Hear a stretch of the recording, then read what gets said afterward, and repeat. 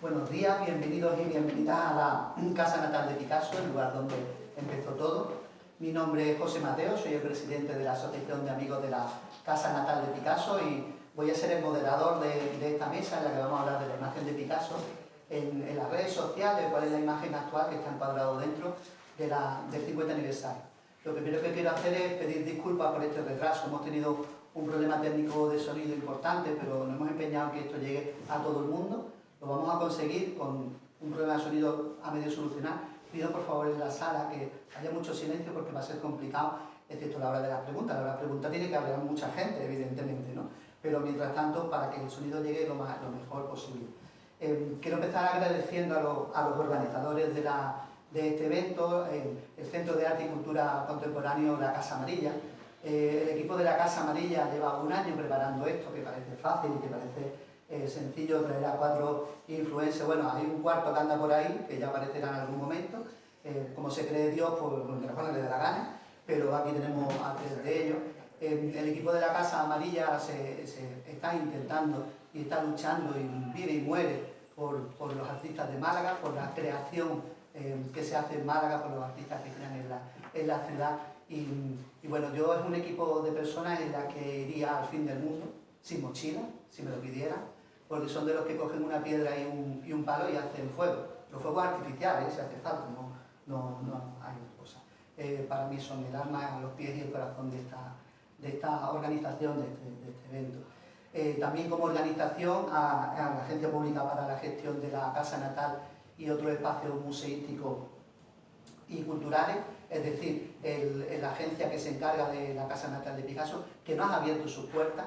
Estamos en un lugar muy emblemático, ahora explicaré un poco eso. En nombre de su director, don José María Luna, yo les quiero dar la bienvenida. Él no ha podido estar hoy aquí, se ha excusado, pero me ha dicho que les trate como si estuvieran en su casa. Hay un lema no escrito en esta casa natal, que esta es la casa de todos. Desde que yo vine aquí el primer día, me dijeron siempre, esta es la casa de todos. Yo pregunté algún día, ¿la casa de todos? Que de los malagueños, de los que pagamos impuestos, y dijeron, no, de todo el que le interese aprender, saber de Picasso, le guste o no, pero el que quiera saber. Es un centro de sabiduría, ¿no? La casa natal en la que les acojo como si fuera su casa. Quiero agradecer pues, a los patrocinadores, que sin ellos muchas veces es imposible, ¿no? Montar un evento de esta potencia y belleza. No quiero que se me olvide nadie, Factoreño, por supuesto, Electroart, Universidad de Málaga, el área de turismo del Ayuntamiento, la cadena COPE y la Fundación La Caixa, ¿no? Por parte también de eso. Y como no puedo dejar de pasar pues, a la asociación a la que pertenezco, la Asociación de Amigos de la Casa Natal de Picasso, los picaseños que hemos estado colaborando. Nosotros decimos picaseños porque en Málaga no somos picasianos, los malagueños somos picaseños, ¿vale? Es algo un poco diferente, ¿no? Y una asociación que intenta difundir, promover y amar esta casa, que es la casa de todos. Voy a empezar antes de pasar a... Bueno, bienvenida a Sara, bienvenido Miguel Ángel, bienvenida Zuriñe. Espero que estéis a gusto, que estéis contentos. Estamos en un lugar muy emblemático, muy especial, antes lo hemos explicado. El lugar donde empezó todo no es solo un lema, es que después de unos años en que había habido como ciertas dudas sobre dónde nació Picasso, está ya más que comprobado y certificado por los biógrafos de esta casa, que nació en esta segunda planta donde estamos. La zona de dormitorio era esta y su madre lo parió. Él vio la primera luz del mundo, una luz que era el otoño de Málaga, como esta luz que tenemos de la ventana. Posiblemente en una de estas 2 habitaciones, esta sala grande, sería la del fondo. Como ustedes saben, Picasso nace muerto, ¿no? Eso lo sabe todo el mundo. Picasso nace muerto, la matrona sale, su tío Salvador era médico que está afuera, estos eran los dormitorios y al lado estaban las cocinas. Ha nacido muerto el niño y dice el tío Salvador, ¿me lo dejas ver? Lo coge, se lo lleva a la cocina, lo pone sobre el mármol, le echa humo en la cara y hace y resucita.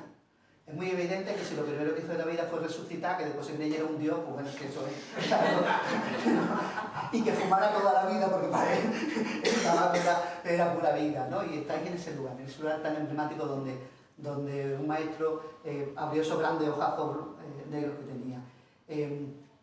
Esta mesa que vamos a presentar va a intentar tratar de la imagen de Picasso en las redes sociales. Sabéis que es el 50 aniversario de la muerte de Picasso, hace 50 años que murió, ¿no? ¿Lo sabe todo el mundo? ¿Sabe?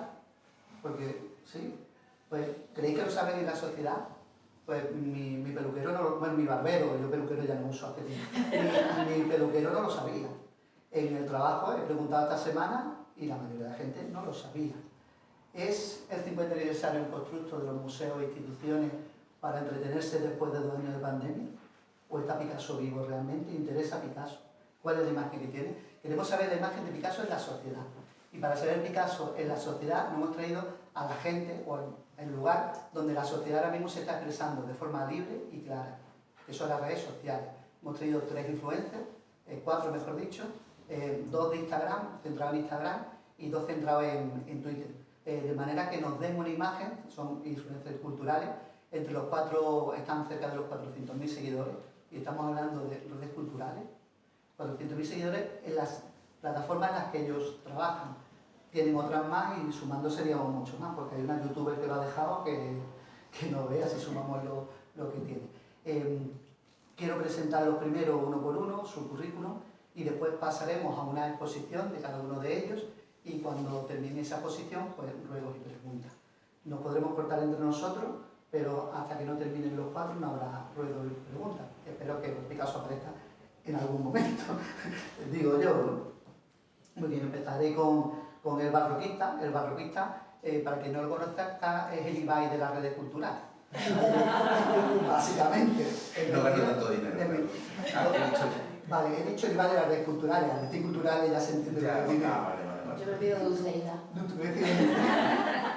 Y no lo eres.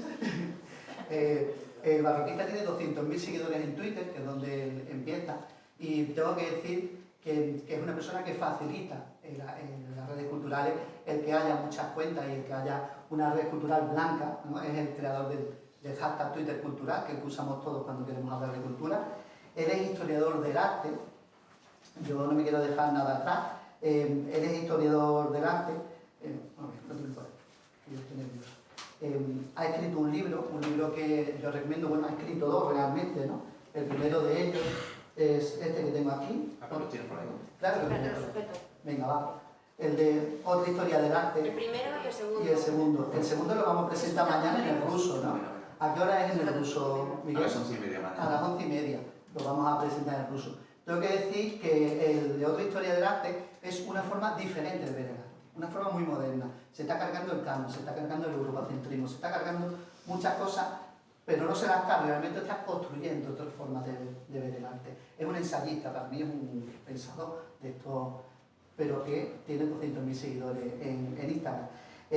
Fue muy importante encontrarme, que forma parte del Consejo Internacional de Museos y Sitios, del ICOMOS, y también del ICOM. Es uno de los que trabaja o hace el condensador de flujo, que sabéis que es un programa de televisión de la 2 que lo pega cada vez que lo pone. Julián La Onda lo tiene ya fijo con un programa, también está en un programa de radio que es Galicia por delante.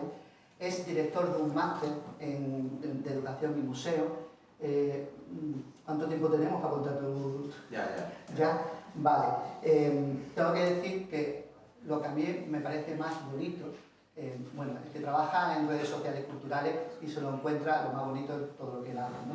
Pero le dieron un premio los profesores de España, al mejor educador digital en categoría de historia, y que sean los profesores los que den un premio en redes es algo como mucho más bonito que muchos premios institucionales. Bueno, él está por Twitter aquí, como tuitero, aunque hay muchas más cosas. Que ya no existe Twitter, pero... Perdona. Vamos a ver, el factor X es una ecuación, ¿no? Yo lo he despejado, que soy de ciencia. Es Twitter. Ya está, yo que sé lo de las ecuaciones, ¿no? Sara Ruballo, que para mí es la gata verde. Yo la primera imagen que tengo de Sara Ruballo es abriendo una cámara en un váter de señora, no un cuarto de baño, no un váter, diciendo, y es verdad o mentira. ¿Verdad? Me lo contaste ahí. Diciendo, estamos en el Museo del Prado, está prohibido grabar, pero yo quiero que ustedes vean esta maravilla, estamos en la exposición de Ibres. Lo puedo contar ahora porque el delito prescrito. Sí, total. Pero sigue teniendo subido en las redes. Y no grabó en secreto para extorsionar a nadie, para hacer nada de algo sexual. Grabó para que el mundo entero disfrutara del arte. La gata verde es la señora del arte, para mí es Levi la señora del arte, pero lo de Dulceida te lo voy a coger, ¿eh? Venga, vale. Me gusta, es la Dulceida del arte y lleva toda su trayectoria profesional intentando divulgar y exponer el arte. Hay un libro que también es maravilloso, que ha escrito, ¿vale? Que es este. Cuando a mí me pidió una compañera mía, Fisio, que un libro en el que yo empiece a aprender de arte, que tengo una idea general interesante, pero que sea completita, que bueno. Le recomendé este libro de Sara Rugal, ¿vale? Que también me gusta el arte, aunque tú también te gusta el arte, aunque no lo sepas. Es bonito, ¿eh? Es muy bonito y es muy ella. Tiene 100.000 seguidores, 100.007... ¿Te pesa? ¿Le has metido? Le hemos metido, lo hemos subrayado, ¿no? Esa es mi compañera, por cierto, después se lo tiene que firmar. Vale. Es un manual de historia del arte. Es un manual de historia. Tiene otro libro, pero no lo he podido traer, ha desaparecido del mundo. ¿Qué ha pasado con eso, Sara? Bueno, pues Pintoras. Pintoras. Mucha gente conocerá mi proyecto. Mira, hay un Pintoras. Mira, pues hay una... Mira, que hay uno. Vale, eso es una joya, un tesoro, es un... una autopublicación, Pintoras, es una autopublicación en la que mi equipo y yo sacamos 2000 copias y ya no quedan más, o sea, es un tesoro, esto es un tesoro, no hay más. Pero después de haber firmado con Planeta y que el libro rosa vaya tan bien, pues han querido que hiciese otro libro rosa. Y dije, no, yo quiero hacer Pintoras. Así que si tú quieres que yo te haga tu libro, vamos a hacer Pintoras. Así que nada, en primicia, pues en un mes y medio, 2 meses, podéis empezar a comprar en preventa Pintoras 1 y 2. ¿Ha dicho primicia? Primicia y preventa, toda la vez. Nadie lo sabía. Nadie lo sabía. Que a final de noviembre sale, Final de noviembre un sale proyecto a 4 libros, ¿no? Con todo, recuperando todas las pinturas de la todo. historia. Iba a ser una reedición de ese, con muchas más pinturas que nos hemos encontrado, porque la historia está viva y ha sido una sorpresa súper grata al reeditar Pintoras volumen 1, que es hasta el siglo XVII, desde el 550 a.C., que en tan solo 2 años han aparecido muchísimas más artistas y de las que ya conocíamos cosas, pues ahora conocemos muchas más. Por ejemplo, de Rosalba Carrera hemos descubierto que tenía hermanas que también pintaban. Y Hemos enseñado hoy un cuadro de una pintora de la casa natal de la que no encontramos información y esperemos que aparezcan algunos. Algo encontraremos. Entonces, bueno, ha sido muy guay. Entonces, este libro es pequeñito, es un tesorito y ahora se va a reeditar muchísimo más completo. Vamos a subir a las 300 pintoras en el volumen 1 y 444 de momento en la reedición en la edición del siglo XVIII. Así que nada, a tope. Vale. Tienen red del curso completo de arte, que es mucho más extenso que eso, utilizando las redes sociales en privado como material de arte. Guionista condensado de flujo, se come los 12 programas ella también. Es decir, Barro está en 4 o 5, pero ella trabaja en los 12. Tiene un podcast que se llama La Señora del Arte, que es lo que es ella. Y es un Instagram potente, muy potente, con 74.000, casi 70.000 seguidores en el momento actual, porque cuando llegó a 100.000 en YouTube y le dieron la plaquita, una cosa que todo el mundo anhela, dijo, ya me voy. Sí. Ahora, por Dios, pues si a ti ve por la segunda vez, ya me voy. Sí, yo conseguí la placa y cerré. Y ahora estoy en Radio 3, los martes. Y ahora está en Radio 3 los martes, no lo tenía. Muy bien. Es que llevo 3 programas, sí, Pero todos los martes en Radio 3, de 8:20 a 8:30, ahí. ¿Qué hubiera pasado? Sí. Sí, es verdad. Lo he escuchado el otro, sí, no hubiera pasado. Y después tenemos a Zuriñe Lafón, que es nuestra profesora. Ella no es historiadora del arte, es comunicadora, es periodista, es doctora en comunicación. Me ha sorprendido porque lleva más años que nadie trabajando en redes sociales culturales, porque empezó en el Thyssen de Madrid, con las nuevas tecnologías, cuando empezaron las apps de arte. Solo te digo que lo más novedoso era Twitter. Lo más novedoso era Twitter. Estaban como alucinando en el departamento, entonces fue un momento súper bonito. Durante 10 años ha sido profesora de cultura visual, es decir, es una experta en cultura visual. Es creadora del canal de YouTube El Arte por el Arte, del blog El Arte por el Arte. Ahora tiene un club de arte que se llama La Casa Amarilla, precisamente. Es un sitio para docentes de imágenes, donde nos juntamos. Es una experta en imagen, es algo realmente increíble, tiene 10.000 seguidores en Instagram, ella viene por Instagram. Quizás sea un poco la menos conocida del plantel, pero yo creo que es un perfil súper interesante y súper bonito, ¿no? Y bueno, nos queda presentar a Vos Picasso, ¿no? Que es el cuarto que queda. Tengo que decir que es uno de nosotros 4. ¿Vale? Vamos a descubrirlo ahora. Irán barajando a ver posibilidades. no es ninguna de las dos mujeres, aunque yo siempre, bueno, cuando me enteré quién era, siempre pensé que sería de justicia poética que Picasso fuera una mujer, ¿no? Pues sí. Yo creo que habría sido, pero bueno, ese tono que tiene y esa forma a lo mejor, o esa... bien, el barroquista ha dicho durante toda su vida algo que como que Picasso es su pintor favorito, ¿no? Sería una posibilidad bastante posible porque es un experto en Picasso, por lo que entendemos, ¿no? Es curioso, sabes que cuando vine por primera vez a dar una conferencia en la Universidad de Málaga me preguntaron si era God Picasso. Fue la primera pregunta que me hicieron después de la conferencia. Y dije que no me vais a dejar quedar mal. A ver, Picasso era un malagueño bajito y guapo, y aquí el perfil de malagueño bajito y guapo solo lo doy yo. Así que tengo que anunciar públicamente en esta red, en el día de hoy, que yo soy la persona que está detrás del perfil de God Picasso, ¿vale? Bueno, venía un poco, me la iba a cerrar, pero este hermoso tiempo de Málaga no era posible, la iba a abrir. Voy a hacer lo que hago en redes, tener doble personalidad, es decir, voy a ser God Picasso y el moderador al mismo tiempo. Bueno, estoy acostumbrado, lo vamos a hacer. Y me voy a presentar un poquito al estilo God Picasso, tengo que decirlo, para que aparezca en algún momento. Yo no he estudiado historia del arte, yo no he estudiado periodismo, básicamente porque me gusta comer todos los días y llega a fin de mes y claro, yo soy médico, soy de profesión médico, soy especialista en medicina familiar y comunitaria, llevo 30 años de ejercicio de la profesión, sigo ejerciendo de médico y lo seguiré haciendo. Mi currículum más importante es como médico, no es como las cosas que hago en arte. Sí, voy a puntualizar un poco en esa parte de lo que hice en redes sociales. Yo soy un viejo tuitero, que no un tuitero viejo, que es algo distinto. Estoy en Twitter desde 2009, porque la comunidad de Twitter médica es más potente y más antigua que la de historia. Los médicos cogimos desde muy principio la comunidad de Twitter, es para nosotros el arma fundamental. Lo del COVID y Twitter fue maravilloso para nosotros, a pesar de la situación, y fue importante a nivel de comunicación. Entonces, tengo ese Twitter hace muchísimo tiempo y tengo mis cosas. Hice un blog médico que se premió en el 2009 como el mejor blog médico del año por el periódico El Mundo, porque es que yo hago ciencia, es lo que siempre he hecho. Tengo también un libro. Sí. No lo he traído porque está agotado, no es de arte, a mí me van los retos, claro. Entonces es de botánica. Yo me considero experto en palmeras y en otras cosas botánicas y he hecho talleres de botánica, de historia de la botánica, he comisariado exposiciones de fotografía de la naturaleza. Todo eso no está en God Picasso porque no es el perfil, ¿no? Cuando en Málaga se empezó a abrir museo a cascoporro, bendito sea Dios, y pues el arte que siempre me ha gustado, empecé a visitarlo y cambié todas esas cosas. A mí me pasa un poco con el conocimiento como Picasso con las mujeres, y no nos vamos a meter ya en el primer fango, ¿eh? Me estás abriendo un melón. Picasso se enamoraba a tope, se apasionaba a tope y después iba perdiendo un poco el interés.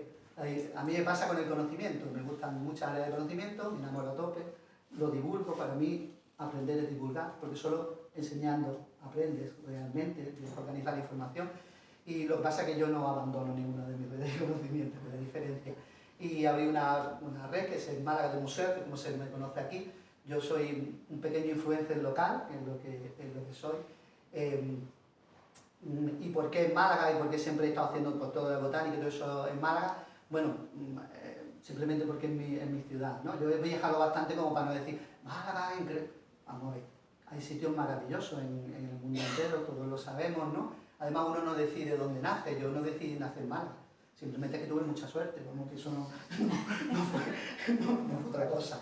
Y hubo un momento en el que aprendí tanto de arte con los museos de la ciudad, que me han venido cosas increíbles, vosotros habéis venido a algunas exposiciones y las que vendrán, que tuve la necesidad de escribir algo más sobre arte contemporáneo. A mí Picasso, gracias al Museo Picasso de Málaga, me enamoró en un momento determinado. Yo pensaba que Picasso era toda una porquería, hasta que me metí en una visita para niños, que no se dieron cuenta por mi tamaño que yo estaba ahí al lado, pero me dejaron estar. Entendí a Picasso, entendí su obra, no su historia, su vida, entendí su obra, su simbología, lo que hacía, porque lo hacía, me enamoré. Y en un curso de barroquista que decía Es que si quiere hacer cualquier red social que tenga cierta potencia, cierta belleza, tiene que ser algo que sepan mucho. Él siempre dice, yo soy el barroquista, ¿por qué? ¿No? Por el vicio con el barroco, en las cosas apolilladas. Él es un experto en música barroca, en arquitectura barroca, y yo me dije, yo de qué sé mucho, yo de que he visto muchas obras, dije Picasso. Y entonces, pero un 8 de abril, que es cuando él murió, para abrir una cuenta que es su espíritu en redes, que es dos Picasso, y bueno, con mucha sorpresa para mí porque es una cuenta que funciona bastante bien con su periodo y sus cosas.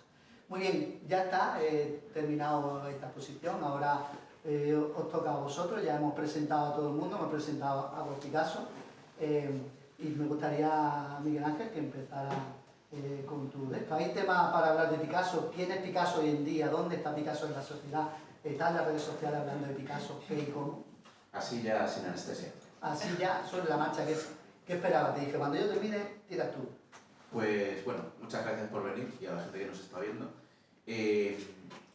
Yo creo que para centrar un poco lo que yo quería contaros, así de entrada, y luego vamos a discutir y yo creo que no llegaremos a las manos, ¿no? ¿Tú crees? La clave para mí para entender la posición de Picasso en cuanto a su imagen pública en redes y fuera de las redes, hay que entender que Picasso es la marca más potente del arte español a nivel mundial y probablemente la marca más potente del arte mundial. Es muy difícil encontrar, quizás Frida Kahlo es la otra marca que podría estar más o menos a la altura de Picasso. Y hablo como marca, no hablo como artista. Y creo que ese es un poco el principio del problema, o el principio del reto. Cuando dejas de ser artista, cuando Picasso deja de ser un apellido, bastante singular hay que decir, porque hay que tener suerte para nacer en Málaga y hay que tener suerte para nacer con un apellido tan particular y tan sonoro, pero cuando deja de ser tu apellido y se convierte en una marca, eso empieza a añadir capas de información y empieza a eliminar capas de información. Hay un coche que se llama Picasso. Hay un coche que se llama Picasso. Y ahí hubo era un programa de edición de imagen, creo recordar. Sí. O sea, cuando utilizan tu propio apellido para marcas de cosas. Eso no sucede de manera habitual. Sucede en el ámbito de la moda y el diseño. Si sale un coche Goya, yo me lo compro. Porque lo tuyo con Goya es mucho vicio. Pero sucede con las marcas de diseño, que se mueren los diseñadores originales y Chanel, y se sigue utilizando la marca, pero hasta ese punto llega Picasso. Entonces, claro, por un lado, eso es bueno, claro, desde el punto de vista comercial es fantástico. Tienes una marca posicionada a nivel mundial que todo el mundo le suena. ¿Significa que todo el mundo que conoce la marca Picasso sabe qué es Picasso? No, claro, conoce la marca, pero luego lo que hay detrás de la marca, ese es el primer problema, el primer reto. ¿Qué es exactamente lo que hay detrás de la marca? Si le preguntamos a la mayoría de la gente quién era Picasso, las respuestas que nos van a dar, que Sara ha hecho una pequeña... Hay alguien que lo ha hecho. Ha hecho un extracto, son de lo más variopinto y a veces disparatado, ¿no? Desde que, bueno, sí, un artista abstracto, bueno, venga, o se puede... ¿Quieres que...? Saca la chuleta. Como Entonces, soy instagramer, pues Instagram. hice ayer una encuesta en mi Instagram preguntando cosas a la gente y la primera pregunta es ¿quién es Pablo Picasso? Aquí, bueno, la gente ha respondido, pocas, voy a decir unas así un poco al azar, ¿vale? Dicen, pintor español nacido en Málaga, creador del cubismo, malagueño, artista, pintor, un hijo de puta, un cubista, un señor que influenció el mundo de la pintura, ese de la foto, escultor, hombre que tardó muchos años en pintar como un niño, artista, bueno, niño prodigio, mala persona, pero artistazo, así todo.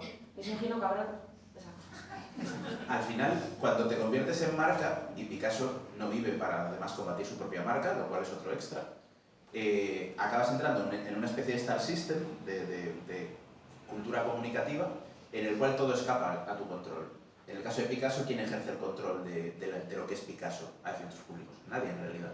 Aunque los museos Picasso tengan una gran potencia desde el punto de vista turístico o cultural, no tienen capacidad para alterar el relato que hay sobre Picasso. Y al final, eso se ha volcado primero a los medios de comunicación y actualmente a las redes sociales, donde hablar de Picasso renta porque es una marca. Entonces, si de repente tú inventas un postre que se llama la tarta Picasso, se va a vender más que el resto de tartas de tu pastelería, y si escribes un libro sobre Picasso se va a vender más que si lo escribes sobre cualquier otro artista, aunque sea más o menos interesante o esté más o menos relacionado contigo. Y esa es un poco la clave para mí, no sé cómo lo veis, que el primer gran problema es esa conversión en marca, que no es algo necesariamente negativo, que desde el punto de vista turístico es algo que todo el mundo está deseando, pero que dificulta mucho la comprensión de un artista. cuando la marca se lo come, literalmente. Me gusta mucho la comparación que has hecho con Frida Kahlo, porque cuando tú googleas directamente Pablo Picasso o Frida Kahlo, en Google Imágenes te suelen salir más fotografías de su cara que su obra. Es cierto. Y eso es un problema. Es cierto, yo en un...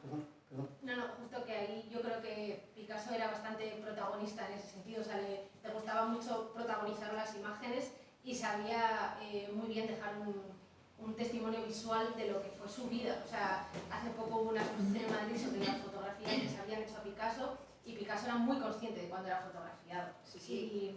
Y dejó imágenes magníficas. O sea, Sí, pero es un problema cuando reconoces más su cara y Guernica, Señorita de Aviñón y 2 cuadros más y no te das cuenta de que ese tío lo pintó todo, tiene una obra amplísima, incuantificable y que cualquier línea vale más y dice más de su obra que... Con Picasso hizo un hilo sobre los 8 estilos Picasso, aunque podría haber más, y al final pedía que quien quisiera pues dijera cuál es su estilo favorito y una obra. El 30% de las respuestas son fotografías de Picasso, no de sus obras. El 30% que lo medí el otro día. Pero bueno, estoy preguntando por Picasso. ¿No? Quizás ahí, bueno, que tú, Zuriñe, controlas más de esto que yo, pero quizás cuando él era muy autoconsciente de la imagen, utilizó muy bien la imagen, Sí. también utilizó muy bien la retórica, fabricó su propio personaje, pero claro, toda esa fabricación, tanto de personaje como de imagen, son de otra época. Es decir, no eran eran de una época en la que estaba la revista Time, estaban ya las grandes revistas ilustradas, y él le interesaba evidentemente ser conocido y reconocido, pero evidentemente la presencia, casi invasión de imágenes de Picasso que tenemos ahora mismo, él no llegó a verla, porque la multiplicación de la imagen de las últimas décadas y el ascenso es algo que él no habría ni siquiera imaginado. Aunque sí es cierto que él, cada vez que había algo nuevo, le interesaba experimentarlo, probarlo, llámese pues filmarse pintando, las famosas fotografías con luz. Al final iba como experimentando porque le gustaba siempre estar en la vanguardia y controlar su propia imagen.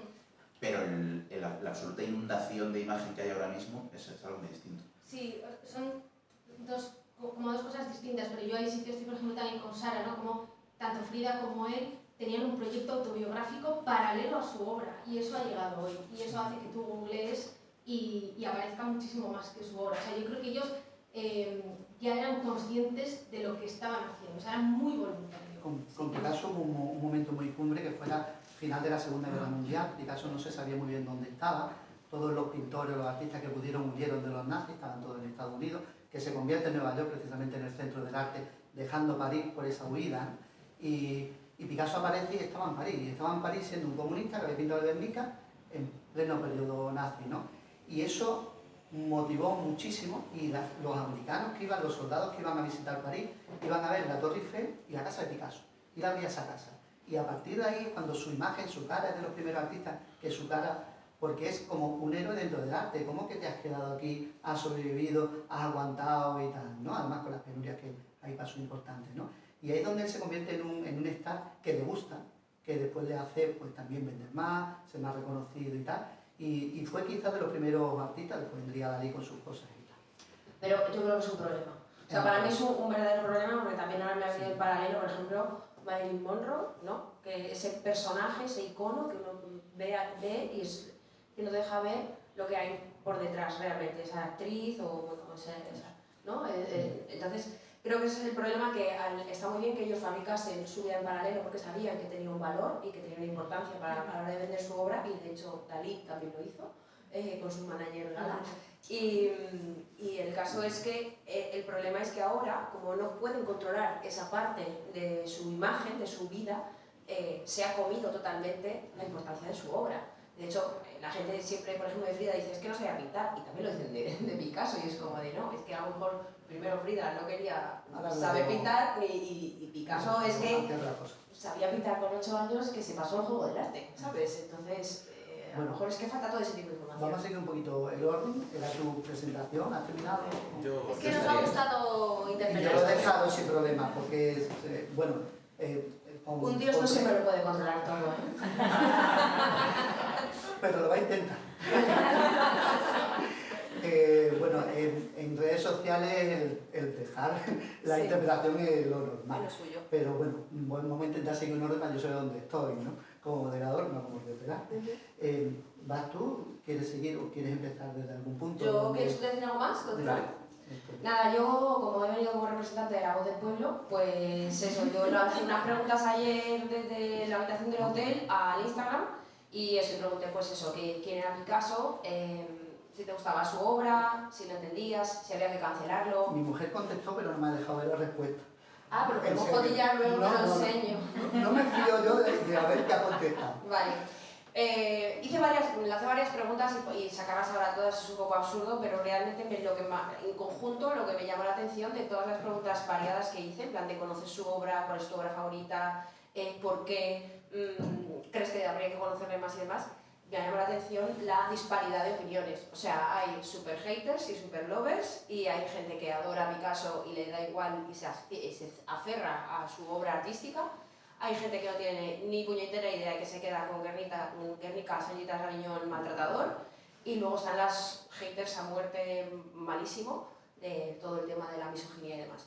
Entonces, bueno, me parece muy curioso porque te da una especie como de baremo general en el que la gente opina que oye campanas, que no sabe dónde, que sí, que será un buen artista supuestamente, pero que tampoco lo entiendo y quien lo entiende le superama, ¿no? O sea que ahí ya te puedo entender un poquito más.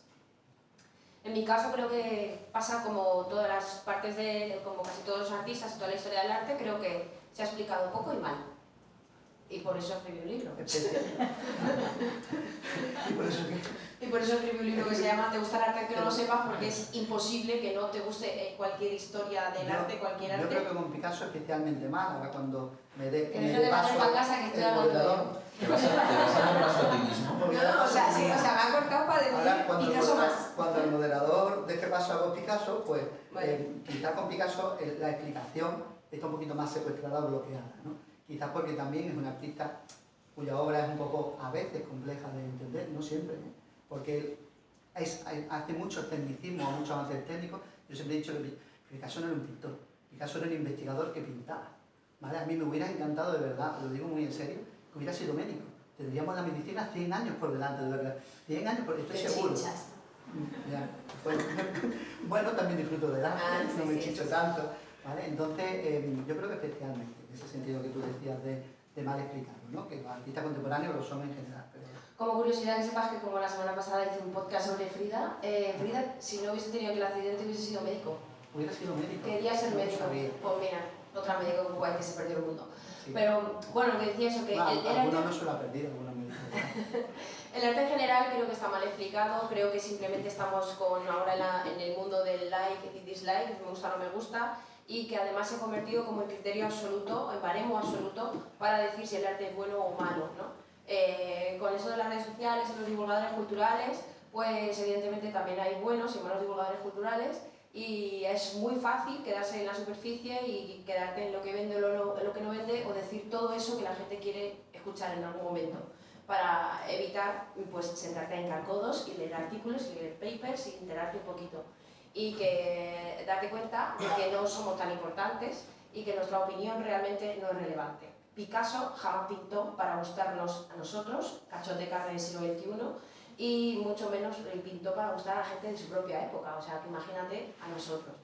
Y pasa muchísimo con todos los artistas, y tanto hombres como mujeres de todas las épocas. O sea, realmente pensamos, nos creemos tan importantes que nos tiene que gustar y agradar una obra para considerarlo buena obra. Entonces, creo que a partir de ahí se ha aplicado y encima se ha permeado toda la parte del salseo, de su vida y de todo lo que conocemos de él, que ha permitido que eso prevalezca y sea casi más importante si fue buena o mala persona, y encima si su obra no nos gusta, es que lo tenemos servido en bandeja, ¿no? O sea, si encima pinta raro y no lo entiendo y fue un maltratador, pues ya estaría.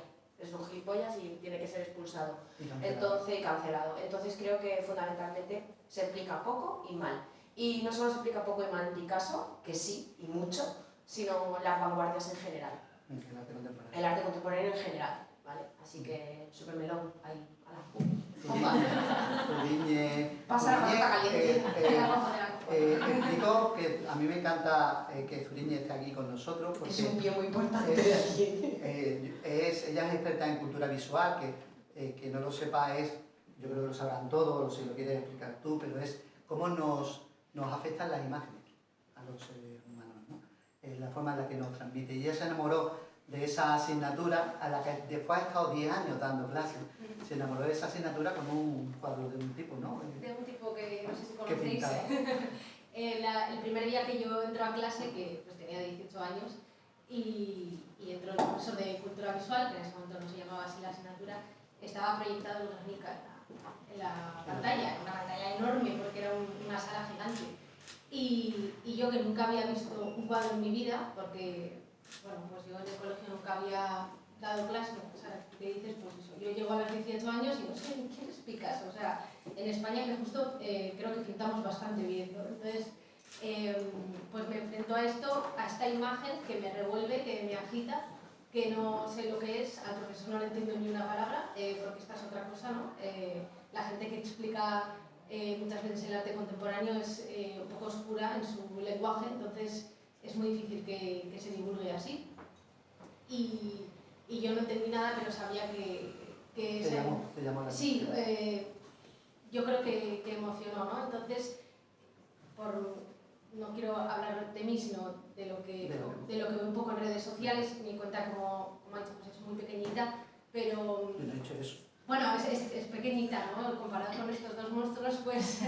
pero es muy fácil testear, ¿no? Entonces, yo creo que la figura de Picasso siempre es como una ficha de ajedrez que puedes mover porque sabes que va a tener mucha repercusión.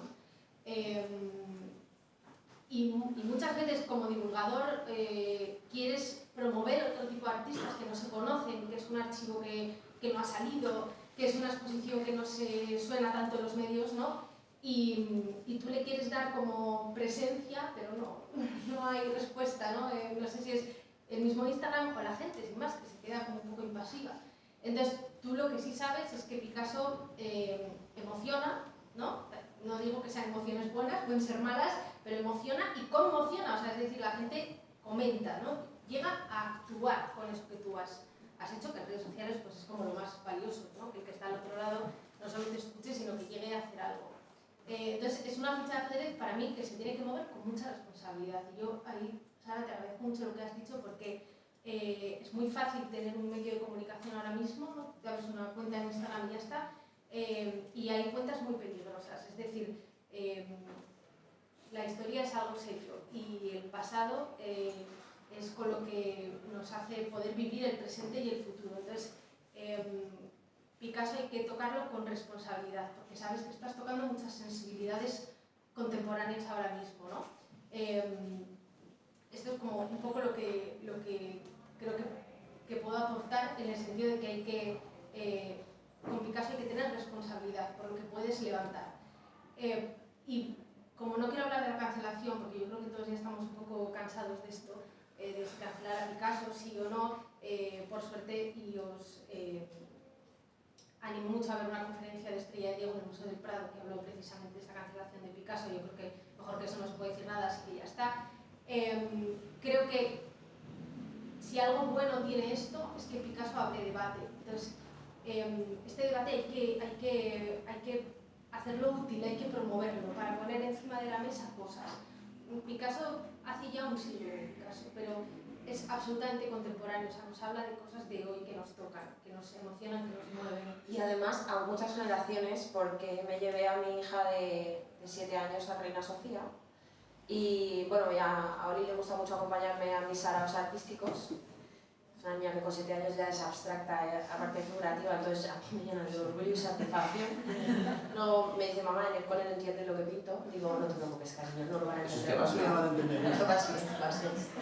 Además, muy gracioso porque me pone una flecha para que cuando lo vaya a colgar me lo cuelgue el de revés y le pase como a Matisse. No, es verdad, en el MoMA, ¿eh? Oli es la pera. Bueno, y ahora ha sido también en el MoMA, descubrieron uno de los cuadros. Sí, estaba también de volteado. Volteado. Bueno, pues Oli, después de ver todo en Reina Sofía, que hay cuadros figurativos muy sorprendentes y el surrealismo es una pasada y que piensas que puede llamar mucho la atención, por ejemplo, este baile de esqueletos que hay de Maruja Mayo espectacular, algún Dalí, no sé qué, y le dije, Oli, ¿cuál es la obra que más te ha gustado? Y su respuesta fue El Grande Gris. Y fue como, wow, o sea, me impactó un montón, se me pusieron los pelos de punta, porque a mí es un cuadro que me cuesta mucho, y como me ha pasado con Rothko, creo que como tengo que darle esa cierta respeto y concesión.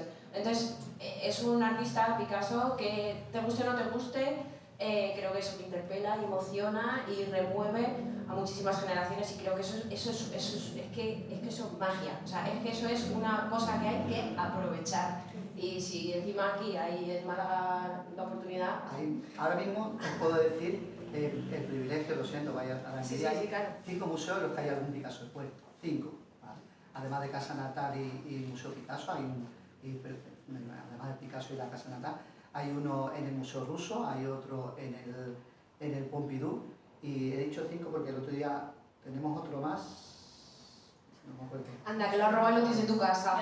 Bueno, Anda. no sería Que rulen. no sería habéis visto una exposición temporal, habéis visto una permanente, el lunes empieza otra temporal, siempre hay mucho Picasso en Málaga. Yo vi el de Tener cuidado también que en el hartazgo, que a lo mejor los malagueños acaban de... Pues te digo yo que con Picasso a veces está hasta... Eso es interesante lo que dice Sara, porque a mí me interesa como un poco llegar al fondo de claro, perdón, el quinto museo de la aduana, el museo de Málaga, y hay toda una sección de Picasso y una temporada. Me interesa mucho llegar a por qué Picasso despierta esas emociones, ¿no? Yo creo que se suman como muchas cosas. Está lo de la marca, evidentemente. Luego, hasta cierto punto, yo creo que hay que asumir que Picasso, para mucha gente, es establishment, ¿no? Es decir, si no entiendo a Picasso, pero hay exposiciones de Picasso, conmemoraciones de Picasso, Museo Picasso, Picasso, pues si no lo entiendo, voy a dar por hecho que esto está apoyado por los poderes públicos. Los poderes públicos, evidentemente, apoyan a Picasso por lo de la marca que venía de atrás. Entonces eso genera la contrarreacción. En general, si sentimos que se nos impone algo, y más desde los poderes públicos, nos sentimos mucho más valientes yendo contra esos poderes públicos, ¿no? Incluso el traslado, lo que en aquel momento incluso muchos medios de comunicación denominaron el retorno del último exiliado, que fue la llegada de Guernica a España. Todo eso yo creo que ha contribuido a polarizar, que es este verbo que ahora se usa tanto, ¿no? Que es como que o pasión para lo contrario. Y eso tampoco ayuda, porque tampoco ayuda a la comprensión de ninguna materia una pasión tan furibunda. Si al final te tienes que posicionar, yo por ejemplo no soy sospechoso, Picasso es mi artista favorito y lo he dicho todas las veces que... Va a ser barroco, tú sabes que no es barroco. No, es más barroco de lo que parece, es muy barroco. De verdad, como gusta retorcer para llevar la mano, o sea, venga, va. Vamos, es muy barroco, es muy teatral, es muy dramático. Pero en ese sentido yo creo que además se suma un elemento a mayores, y es que mucha gente asocia a Picasso con el éxito profesional, cuando en realidad sabemos que la vida de Picasso no fue precisamente el éxito tras el éxito tras el éxito, pero todo el mundo se queda con la fase final, ¿no? La anécdota de que si la firma de Picasso en una servilleta cuesta millones, todas estas cosas, lo cual hace que encima nos caiga más gordo. Claro, encima le sumamos los elementos de su vida privada y hace que nos caigan más gordo. Ojo con lo de la vida privada. Y el fumador encima, terrible. Yo diré una cosa que la comenté cuando grabamos con Sara el podcast suyo, y yo recuerdo estar en la sala que había mucha gente, y cuando yo dije esto hubo mucha gente que me miró mal. Y, a ver, es muy fácil que te caiga mal Picasso por una razón, y es que conocemos su vida al detalle. Buscar cualquier artista del siglo XX, ya no digo del XX para atrás, ¿vale? Del propio siglo XX, que sepamos casi su diario de casi toda su vida. O sea, todos sus malos momentos están documentados. Todos los momentos en los que se comportó mal con alguien están documentados. O sea, esto es algo que ahí sí que a lo mejor se podría sentir como se podría sentir hoy día una persona muy famosa, que un día sale, pues que se ha pasado con las copas en la cena y sale haciendo eses de un restaurante y lo graban y lo suben a redes sociales. No llegaba a ese nivel, pero es que de Picasso lo sabemos todo. Y está todo colgado en los museos. O sea, el boceto que hizo un día de no sé qué, unos calzoncillos que pintó un día que se aburría, está todo pintado, todo colgado. En ese sentido, en esta casa hay un investigador, en la Casa Natal, que es Rafael Ingrada, que lleva como más de 20 años recopilando todo lo que se sabe de Picasso, que está así expuesto. Ha hecho 4 volúmenes, sale el primero un par de semanas, se llama Picasso a diario, lo que hizo día a día. Pero hay un segundo, que es las anécdotas de Picasso. Todas las anécdotas que se conocen de él sería secundario. No, secundario, he dicho, en plan de así de y hay 4 tomos y ha estado 20 años recopilando todo porque se sabe de todo. Bueno, que por cierto, él dice, después de todo eso, yo he hablado con él hace pocos días y le digo, Rafael, tú que estás a punto de sacar esto, tú que eres ahora mismo como biógrafo de Picasso posiblemente no hay nadie en el mundo como él. ¿Qué me dices de Picasso maltratador y tal? Dice, mira, buen carácter no tenía, pero es tan absurdo hablar de eso, no me lo he encontrado. Y él lo está diciendo un biógrafo, ¿no? Cuando veamos su biografía lo sabremos. Zuriñe, no me gustaría que no terminaras. No, además... Porque te hemos interrumpido todo. No, las aportaciones son súper interesantes.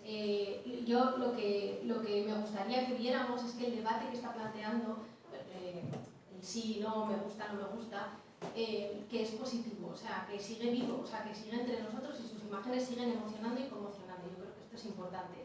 Ahora nuestra responsabilidad es divulgarlo bien, que yo creo que falta un poco, ¿no? No a todo el mundo le va a gustar y no hace falta. Esto creo que también es importante que entendamos. Las imágenes contemporáneas, modernas desde Goya, no quieren nuestra empatía, no nos están preguntando nada. O sea, a nadie le importa si te gusta o si no te gusta, si lo entiendes, si no lo entiendes. No hay que empatizar. El sitio donde el espectador debe colocarse no es entre la obra y el artista, haciendo un juicio del artista, de su vida, es entre la obra y tú. O sea, es qué te dice a ti esa obra, en qué te duele, ¿no? ¿Qué es lo que pasa con Picasso también? Que él daba mucha importancia al proceso de las imágenes, por eso hay tanto boceto, tanta foto, él daba mucho valor a esto, por eso él es tan contemporáneo. Las imágenes son materia, son procesos y todo esto él lo sabía muy bien. Entonces, ¿qué ocurre con esto? Que todas estas investigaciones hacen que sepamos todo de él. Él fue súper generoso. Y ya no estoy entrando si te gusta, si no te gusta, si moralmente fue dudoso, que desde luego. Pero fue súper generoso. Entonces, ahora la cosa no es juzgar eso. Es qué hace en ti, qué hace en nosotros, dónde nos pone, qué diálogos nos abre. Esas imágenes de una persona frágil, que lo hablamos el otro día, ¿no? Me gustó mucho. Picasso como un artista muy frágil, como un artista... Hay que saber mucho de Picasso para decir que es una persona frágil, que es un artista frágil. Él tenía, yo creo que este proyecto autobiográfico muy fuerte, pero yo creo que él no se escondía de esto. O sea, estos bandazos artísticos, técnicos en las imágenes, voy, vengo, es una constante, ¿no? O sea, como una insatisfacción absoluta, todas estas etapas que luego nos hemos inventado. Él solo estaba investigando, probando cosas nuevas. Esa frase que está en todas las camisetas, o muchas, de yo no busco encuentro, tan chulesca y tan así, no es así. Él dice que a la gente no le interesa todos los procesos previos, que él no enseña procesos previos, que eso es lo importante, pero que a la gente tienes que mostrarle un proyecto terminado, ¿no? Y que lo que le importa a la gente es si has encontrado algo. Entonces de eso es yo no busco, yo encuentro. Y es como muy así, ¿no? Pero es ese proceso de búsqueda que es continuamente... Yo puedo relatar en todo lo que leo y estudio de Picasso, las veces que va hacia algún punto, no eso y se vuelve, ¿vale? Y hay muchas veces así, hace muchas cosas en su vida. Mismo periodo clásico que todo el mundo habla de él, como que vuelve a lo clásico, Picasso no vuelve a lo clásico, está probando la cámara de fotografía con los ángulos en el centro, está probando el cine con los movimientos. Yo suelo tener ahí.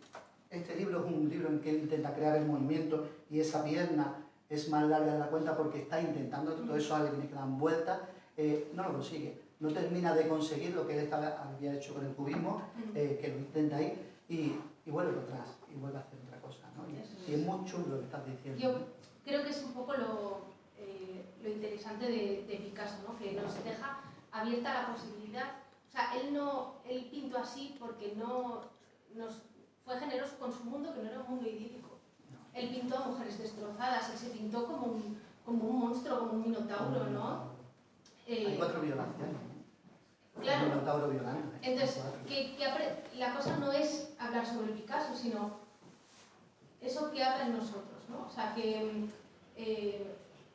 nos abre la posibilidad de que igual tampoco queramos ver un mundo idílico, si él no lo pintó así, ¿no? Ni lo vivió, porque es que parece ser que se nos olvida que nació en 1881, que vivió un cambio de siglo, una Primera Guerra Mundial, una guerra civil española, una segunda guerra mundial, hola, ¿sabes? Por eso Y al ahora, final se fue a la pues, playa, se puso la chancla y claro, todo y la mierda, a comer el peto de la mierda, claro, o sea, total. Entonces, una de las cosas que más me importa siempre a mí en el tema de los artistas, que siempre lo pregunta a todo el mundo, en plan, ¿hay que separar la obra del artista? Pues mira, no, porque el propio artista, la vida del artista, es el contexto vital en el que se desarrolla y se genera la obra, que es tan importante, ¿no? Esa obra, perdona, Sí. solo una cosa, esa pregunta es muy pretenciosa. porque Todo el tiempo. Estás presuponiendo que eso se puede hacer, o sea, está Claro. viciadísima esa Sí, sí, sí. pregunta. Eso es imposible. No se Y puede. presuponiendo que el artista quería.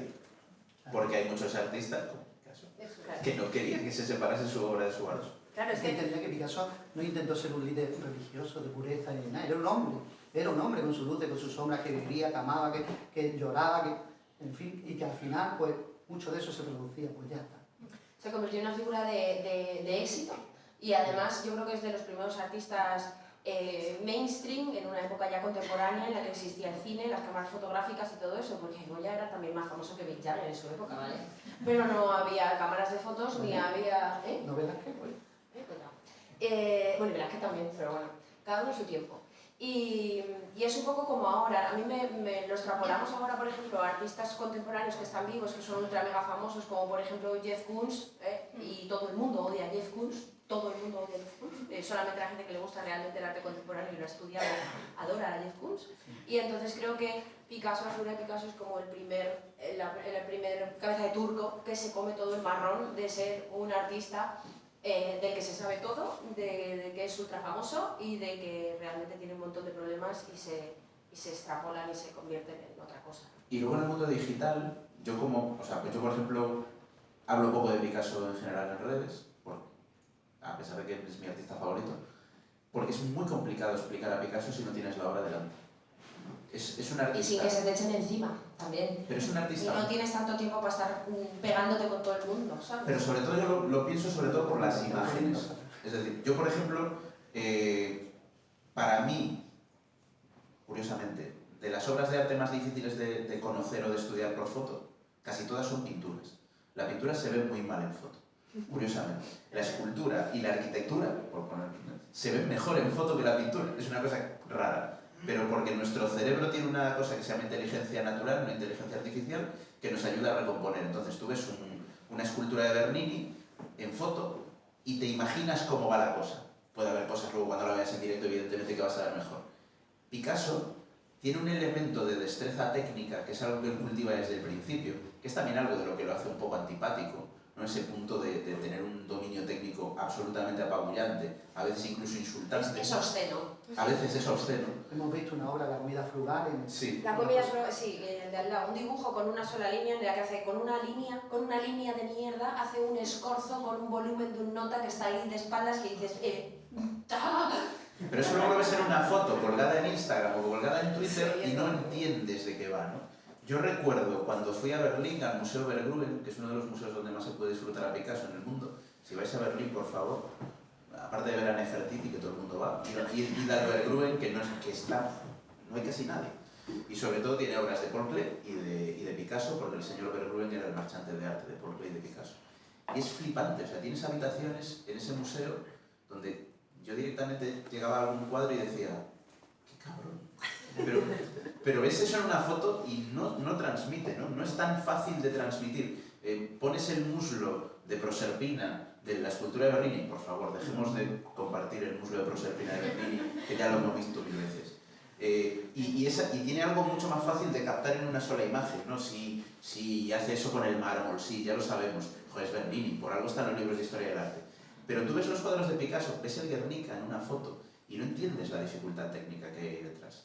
Tienes que verlo en persona, incluso de cerca, que no es fácil verlo de cerca, para poder entender lo que es hacer ese cuadro y lo difícil que es y el reto técnico que tiene detrás. Y quien dice eso dice cualquier cosa, ¿no? Yo recuerdo aquí en Málaga, que fue donde vi por primera vez uno de mis cuadros favoritos del mundo mundial, que es el retrato de Pablo vestido de Arlequín, de Pablo el hijo. Es una locura ese cuadro técnicamente. Es auténtica locura. Pero si lo ves en una imagen, no entiendes todo lo que hay detrás del cuadro. Y eso yo creo que es una capa de dificultad adicional. Y es que es muy difícil contar a Picasso. Porque si quieres contarlo desde la superioridad técnica, necesitas que se pueda ver. Y eso en una imagen es muy difícil de ver. Pues Bueno. eso le sumas toda la capa de mierda que tiene encima por el salseo ya, flipas. Vamos de tiempo justo. Ah. ¡Qué sorpresa! Hemos empezado un poquito tarde, no, evidentemente no nos hemos puesto a tiempo que subiéramos empezado al mismo tiempo, pero bueno, queremos darle también paso al público y al streaming. Falto yo, o sea, falta Ghost Picasso, quiero decir, qué dualidad. Falta Ghost Picasso por... ¿Tú has terminado, Zuri? Sí.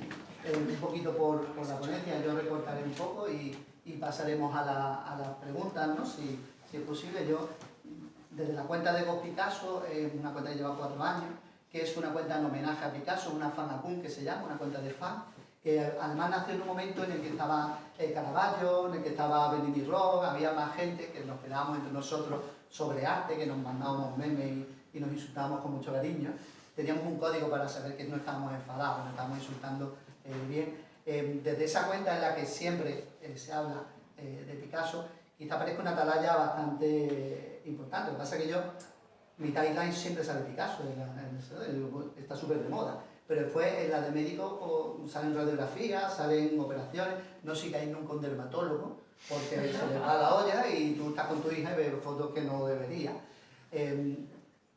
También los insultos son a diario, es decir, o con mucha frecuencia. Mira qué mierda, no sé qué, esto se lo preguntáis a Ghost Picasso, ¿no? Y sale una obra, además a lo mejor alguna de las chulas mías, ¿no? Que me gustan. Y tú dices, pobrecito, ¿no? Los hongas se están perdiendo algunas cosas. Pero yo compararía, en vez de irme ahí, a lo que... ¿Cuál es mi experiencia cuando estoy contando a Picasso y lo que estoy viendo? Yo busco todas las semanas 2 o 3 veces varios hashtags y varias etiquetas de Picasso para ver qué está apareciendo Picasso en redes, para saber lo que se dice, lo que se hace y para seguir esa línea o usarla, ¿no? Y bueno, yo comparo a Picasso con un videojuego, ¿vale? Ahora mismo hay mucha gente que le gusta el arte, hay muchas personas que no son historiadores del arte o expertos en comunicación, que están cogiendo el arte pues, como ocio, como forma de terapia, como forma de pensamiento, de expresión. Cada vez hay más gente que viaja. El arte está siendo algo como el aire, que es de todos y del que todos respiramos y vivimos. Yo necesito el arte para seguir viviendo. Y hay mucha gente que busca, ¿no? Que busca más información, que va aprendiendo. Y esto es como un gamer. Los gamers, la gente que le gusta los videojuegos, yo sé que hay alguno que le gusta. Aquí tenemos un museo de videojuegos, no te digo nada.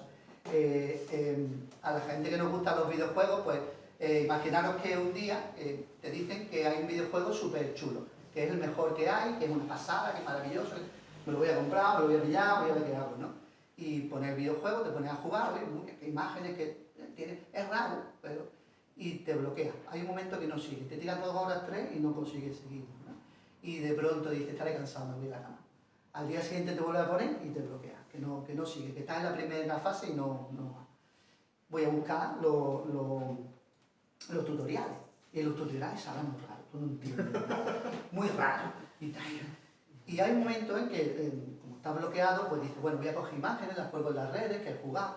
Y cuando alguien te pregunta, oye, ¿qué tal? Oh, el vídeo, oh, fantástico, 6 o 7 niveles que pasó, oh, una maravilla. Con Picasso es eso. Cuando yo busco las etiquetas de Picasso, todo lo que aparece es Picasso iconográfico. No hay alguien que quiera hablar de la paz que no tome la paloma. Cuando Ucrania apareció el Guernica por todos sitios, ha conseguido sus íconos, sus expresiones ser muy reconocibles. Hay María Jesús Silvente, que está en la sala, que esta tarde va a dar una conferencia, hizo una experiencia súper bonita, que es buscar artistas como Berlin, ella es biógrafa de Berlin, que es un artista urbano, que hace lo que yo llamo el manierismo Picasso, porque hay un manierismo Picasso. María Jesús Silvente buscó pintores que se basaran en Picasso hoy en día, pintores vivos, tal, y lo que hay es una reproducción de esas imágenes iconográficas, de esas dobles caras, de esas dobles imágenes, no partiendo tanto de la técnica, sino de la imagen iconográfica. A mí me asaltaron, os voy a contar una cosa muy curiosa. Apareció pues, una cuenta un poco así que se llama Picasso algo, no quiero decir la cuenta, con imágenes parecidas a Picasso hechas con inteligencia artificial. ¿Vale? Algunas me resultó interesante, la tuiteé o le di un positivo y me asaltan en directo diciéndome que son una empresa que van a sacar 10.000 imágenes basadas en Picasso, que si quiero colaborar, que si quiero, si sin ánimo de lucro y que nos podemos repartir los beneficios. ¿Vale? Para mí, sin lucro. sin ánimo de lucro, para mí el arte es la forma de expresión de un ser humano, algo que intenta contarte o contarse a sí mismo. Para mí el arte es una forma de pensar, es una forma de expresar la vida, el mundo, su historia. Una inteligencia artificial puede recomponer imágenes, pero no expresa. No expresa, va en contra de todo lo que yo pienso que dije no gracias, ¿no? Evidentemente. Creo, ¿no? Sí, no gracias. He venido en moto, en picomoto. Es muy iconográfico, pero después, cuando yo empecé la cuenta, me cabreaba muchísimo. Me cabreaba muchísimo porque yo empecé y contaba cuadros, por ejemplo, el cuadrado negro sobre fondo blanco, ¿no? De Malevich. Y de pronto, 1000 no sé cuántos retweets, no sé cuántos, 1000 likes, no sé qué, hostia, qué bien que va esto. Claro, es normal, cuando uno es guapo, alto, cuerpo atlético, pues coño, la gente te sigue, te hace el retweet, bien. Pero ponía hilos de Picasso, hice uno sobre cubismo precioso, que empezaba con un cubo de fregona, y cubismo con un cubo, coño, es lo normal, que me costó mucho tiempo expresar de forma difícil, la mitad del me gusta, la mitad del like. Me pasó con varios hilos sobre Picasso, todo lo que contaba de los demás, subía mucho, y con lo de Picasso no, estuve a punto de cerrar la cuenta, pues dije, esto qué mierda es, si yo una cuenta homenaje a Picasso, que yo no, hasta que me di cuenta de una cosa, que además fue con un tuit. El mundo de Twitter es bastante duro a veces, pero bastante maravilloso. El tuit decía, ¿cuántas faltas me hacías? Y entonces me di cuenta de que los hilos esos de otros artistas súper potentes, entraban 2000 seguidores nuevos, a las 2 semanas había 500 de menos, y no había interacción. Y en 48 horas estaba muerto, ya nadie. Mientras que en los que hablaba de Picasso, en los que explicaba Picasso, en los que contaba Picasso, había mucha interacción, me decían, me preguntaban, me hablaban. Estaba una semana hablando de Picasso y había gente que me daba las gracias, simplemente gracias.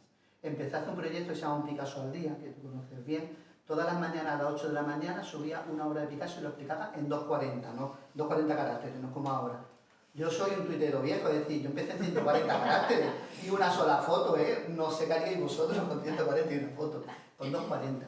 Y eso fue maravilloso, o sea, durante 2 años estuve explicando Picasso, las imágenes que subía. Cuando yo digo Picasso es divertido, la gente me dice, ¿qué? Picasso es muy divertido, cuando yo quiero reír voy al Museo Picasso de Málaga. Picasso es muy emotivo, Picasso es muy sensual y sexual. Hay un año que es el 32, que le llaman el año erótico. Estaba más caliente que lo para un churrero ese año, ¿no? Se había hecho un amante joven y tal, Picasso es alguien que está haciendo 2 tipos de cosas, haciendo innovaciones y teniendo un discurso como artista, como expresión, como simbolista, que está perdido. ¿Cuál es el problema? Que los tutoriales están muy regulares. Léelo, por favor. Sí. Estoy deseando. El problema es que cuando se cuenta Picasso se habla con esdrújula, con la conceptualización, no sé qué, con frases subordinadas, yo tengo una carrerita, ¿vale? Y yo hay veces que no entiendo lo que se está escribiendo en Picasso cuando se habla de su obra. Voy a leeros, hay una exposición, os voy a recomendar esa exposición. Yo después de esto, sabéis que hay gente que no la dejan entrar en los casinos. Después de lo que voy a decir no me van a dejar entrar en los museos Picasso, aviso, ¿no? Es lo que hay, entraré disfrazado de Picasso. Cuando se habla de Picasso se habla tan raro y tan difícil de su obra, porque cuando se habla de su vida todo es muy fácil. Pero su obra se habla muy raro. Esos Picasso al día tenían muchos seguimientos, muy poquitos likes, muy poquitos me gusta, pero eran gente que se quedaba siempre. La comunidad que yo he formado alrededor de los Picasso son esa gente que está disfrutando de Picasso, que es alguien que la gente quiere conocer, porque tú me dices que es un máquina, ¿no? Es un monstruo, ¿no? ¿Qué? Pues no lo entiendo. Vale.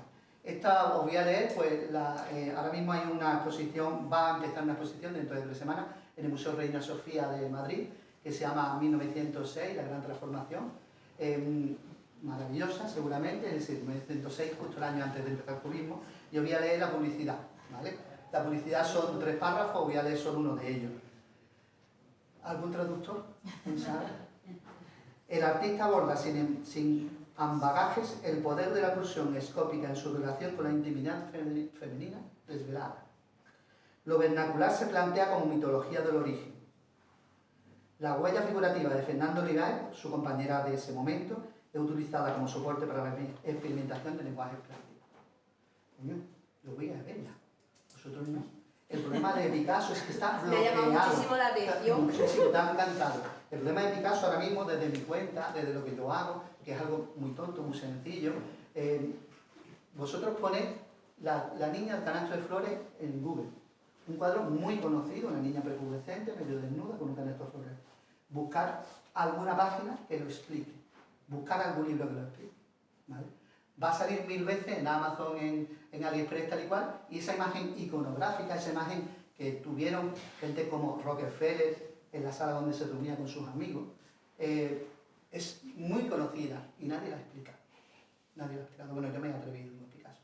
Entonces, ahora mismo pienso que Picasso no se habla de su obra porque no se está hablando bien de su obra, porque no se está explicando, porque no se está contando. Nadie habla del Picasso simbolista, nadie habla del Picasso solidario. El investigador de la casa natal de Ferrer, Carlos Ferrer, esta tarde va a hablar del Picasso solidario, de un Picasso que está continuamente haciendo y aportando imágenes a la iconografía de la República, del comunismo, de la paz, a fin de cuentas. Enseñaba un rostro de la paz, que son las dos de Europa, que están en blanco, llorando y menos llorando. No se explica lo que Picasso hace. La parte técnica sí, pero la parte narrativa, el Picasso narrador de cuentos, Picasso es un contador excepcional de historia y lo hace en sus obras, ¿no? Ese no se cuenta y creo que falta. Yo creo que ahí hay un tema, y es que, por lo menos en historia del arte, hasta cierto punto se ha proscrito mucho lo que es el disfrute del arte en el canal académico, y al final los museos beben del canal académico. Entonces, es cierto que tú cuando escribes un artículo sobre historia del arte, eso que ahora llamamos paper, que queda más fino porque en inglés todo queda más fino, no puedes decir cosas del tipo, es que este cuadro es preciosísimo, me encanta. No podrías eso en un artículo. Pero de que no lo pongas en un artículo a que intentes atraer al público con un lenguaje que académicamente es muy correcto, pero que si lo que intentas es conectar a la obra con su público, pues va a ser muy difícil. Yo creo que ahí viene un poco ese fallo.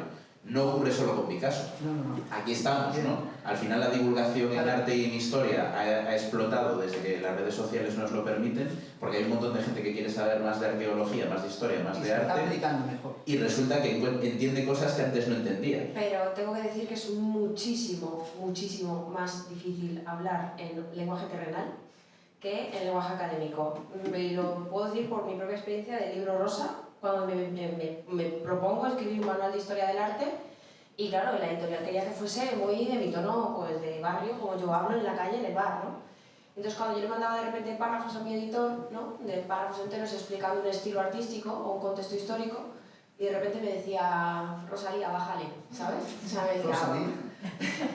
bájale un poco porque te estás subiendo al tono académico, que es muy fácil hablar con tecnicismos y subirte y explicar las cosas desde un punto de vista muy elitista, muy técnico, porque realmente es lo que te sale. Pero claro, bajarlo a un lenguaje del pueblo llano de forma escrita Eso pasa en todas las es profesiones. muy complicado. Explica de un adenoma de próstata a un señor de pueblo, yo lo he hecho. Claro, ¿cómo hablan los médicos? Súper raro. Claro. ¿No? Lo de la letra que la practicamos, ¿eh? Súper raro. Claro. En todas las profesiones pasa esto, pero tú siempre tienes un público frente Claro. a ti, al que los conocimientos acumulados durante siglos de historia, porque nuestros conocimientos están acumulados por los que vienen antes de nosotros, ¿no? Tú eres el que lo traduce, tú eres el responsable. Ojo, que más gusta mucho. en todas las profesiones pasa eso, y es lógico, todas las profesiones tienen su lenguaje especializado, pero por ejemplo los médicos tenéis la clientela asegurada. Eso sí. Se supone que los espacios culturales viven del público. Claro. Claro. Y hay que bajar Y los espacios culturales en España son ante todo espacios públicos. Muy buena. Pero Es la decir, mayor más los enterradores que no los enterradores también tienen la clientela bastante asegurada. Pero en ese sentido, hay un tema que, por ejemplo, desde el punto de vista de educación o comunicación de espacios culturales siempre se trabaja, que es la creación de nuevos públicos, ¿no? Que es como el mirlo blanco que nadie encuentra. Pero a veces es tan sencillo como pensar, ¿cómo vas a crear nuevos públicos si utilizas viejos lenguajes? Es decir, si hablas como se ha hablado toda la vida, es muy difícil que te vengan nuevos públicos. Lo que no puedes desde una institución pública es cruzarte de brazos y esperar que el público nuevo venga, pero tú no cambies nada para eso. Pero el arte, la cultura en general, yo creo que está, a lo mejor yo estoy sesgado por eso, está de moda, es decir, está habiendo un interés más importante. ¿Y por qué? Bueno, porque ahora ya no hace falta... ¿No será que lo hemos puesto de moda? Bueno, ¿la habéis puesto de moda vosotros? Yo creo que las redes sociales en ese sentido tienen importancia. Es decir, un programa como el Condensador de Flujo, vuestras redes, los podcasts que se están haciendo de arte, ¿qué pasaría si Frida Kahlo no hubiera tenido accidente? Cosas así está haciendo que se cree un interés, pero también se viaja más, se vive más, se piensa más, a pesar de lo que Creo parece. que está habiendo un relevo generacional, muy a pesar de los dinosaurios, de bisoñé seco que están arriba de las instituciones, morirán algún día, ese enterrador tendrá culo. y las instituciones están cambiando porque las cosas tienen que cambiar y está llegando generaciones súper jóvenes de investigadores, de gente que hace carreras, que tiene inquietudes y que tiene las redes sociales a su alcance.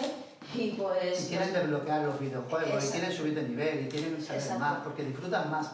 El arte, Exacto. yo voy a buscar el arte para disfrutar, para pensar, para sentir, muchas veces para llorar. Yo hay un museo en Málaga en que voy cuando necesito llorar. Un museo de un expresionista muy potente, en el que el museo no se puede reír, no sé si habéis dado cuenta, no se puede hablar en alto, no entiendo por qué no se puede reír en el museo. Pero bueno, aquí hay uno en el que se puede llorar, que dicen que es la sala del arte que tiene música, y que es algo muy extraño, luz natural. Y yo no entiendo por qué, o sea, yo voy a eso, ¿no? Pero cuanto más aprendo, más investigo, más sé, también disfruto más, porque ves cosas que no veías, ves esas técnicas que no veías cuando ves el arte en directo, ves cosas detrás de la imagen, ves del símbolo que no veías. Y al final estamos disfrutando también de eso, del juego de las imágenes. Hoy estamos en el mundo de las imágenes y el arte es un mundo de imágenes. ¿No? Es que, o sea, ahora es propia cultura visual, o sea, hemos pasado de la cultura oral a la cultura escrita y estamos en cultura visual. ¿Qué pasa? Que no hay una educación que lo acompañe. O sea, nos hemos pegado toda la vida en el colegio haciendo gramática, sujeto, verbo, predicado, ¿y quién te enseña a ver una película o a ver una obra de arte? Que no sea leerla, que sí, que todos sabemos leer la historia que cuenta, Sí, pero verla. ver la imagen. Cuenta eso, porque tú lo dices mucho en tus redes, ¿no? Claro, No es que- leáis, ¿no? Claro, venimos de una tradición muy narrativa, que es básicamente lo que se establece en el Renacimiento y está muy bien, pero eso lo hemos perdido. El arte contemporáneo no es narrativo. Sigue siendo narrativo pues el cine de Hollywood y poco más. Las imágenes no nos cuentan nada, solo hay que verlas. Entonces no estamos preparados. ¿Quién está preparado? Un niño, por eso le pasa a tu hija, porque no tiene una mirada construida, nosotros sí. Entonces, ahora mismo aprender a mirar imágenes es desaprender absolutamente todo, porque esperamos cosas que no están. ¿Por qué nadie explica las obras de Picasso? Porque no hay nada que explicar, pero tienes que estar con los ojos abiertos, Y ¿no? porque da miedo, Zuriñe, porque Picasso jamás puso título a una obra, muy poquitas, ¿no? Porque él hablaba de, precisamente por ser una persona que creía en la libertad, que creía en la solidaridad, de la libertad a la hora de enfrentarse a la imagen y que cada uno fuera distinto, que hubiera distintas miradas. Entonces él no quería mediatizar a las personas con esa mirada. Pero eso no significa que tú no estés viendo nada. Es decir, como yo no quiero mediatizarte, no vamos a explicarlo, vaya a ser que no sea lo que quería Picasso. Coño, pues si Picasso lo que quería es eso. Yo hay cuadros que cuento en las redes, que he encontrado explicaciones por ahí, y otros que son en un periodo, que están en una fase que yo lo veo y digo, esto es mi interpretación, y eso es lo que él buscaba. No buscaba iconográficamente que hubiera muchas de sus imágenes, que bueno, estaría encantado con que fuera tan icónico en redes sociales, que yo te digo yo. Él sería un Instagramer de la leche. Instagram es de la leche. Más que Twitter, Más que Twitter. Le pega más Instagram. ¿Hay preguntas? Vamos a verlo. Vamos a ver. Bueno, yo tengo un truco para las preguntas. ¿Quieres que te lo comparta? Venga, El truco de las preguntas es súper eficaz. a ver. Sí, porque como ahora mismo el público está súper cómodo Ya he escuchándonos. dicho que el moderador al final ha acabado siendo... Es que el público ahora mismo está súper cómodo. Venga, Cuando tú venga. le pasas el testigo se acojona. Dale. ¿Sabes? Y entonces como digo, mierda, ahora tengo que preguntar. Y entonces la cosa es súper fácil. Solo se pueden 3 preguntas. Y entonces, claro, ahora está el miedo de decir, "Ah, ¿quién se me va a adelantar? A lo mejor pierdo mi oportunidad. Entonces, Espera, como solo respondemos 3 un preguntas... momentillo. Solo se permiten 3 preguntas. Pues vamos a buscar a la persona que tenga la primera pregunta. Venga, La próxima vez te pides este micro que tiene más ¿qué fuerza. tiene más fuerza? No, creo que la fuerza la tienes tú, no es el mío. Pues vamos a empezar. ¿Quién se atreve o quién quiere realizar la ¿Y primera qué hace la primera de pregunta? las 3? No hay Si aún así no sí hay funciona, preguntas. es... La profesora María Jesús. Hombre, profesora de universidad, académica. Académica. Claro, no me voy a quedar callada. Ahí, ahí. Muy bien. Bueno, Un aplauso para la profe.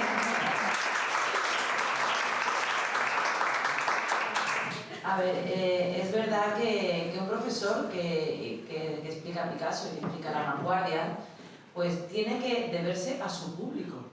Entonces, no es lo mismo que estés en un foro académico, que esté dando clase a gente más joven, a gente que no ha tenido un contacto con el arte contemporáneo, como en la Facultad de Bellas Artes, ¿no? Que vienen y no han tenido por qué verlo. Y solamente hay vanguardias, se empieza por la vanguardia, no se empieza desde Altamira.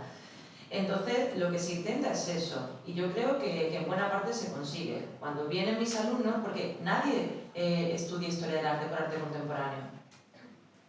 Yo no empecé Historia del Arte por arte contemporáneo, empecé por el prerrománico. Yo tengo algunos alumnos que se han embarcado en primeras en vanguardias. De hecho, hablé con el uno ayer y dije, ¿no prefieres empezar por prehistoria? Pero han pasado un poquito de años, no muchos, desde que yo estudié. Pero aquí, en Málaga, la gente entra por Miguel Ángel, por Rafael, por Bernini, por el barroco El y muslito. tal, exacto. También es Entonces, normal, ¿no? tú tienes que estar como una lucha, una pequeña lucha. Tú eres como un comercial del arte.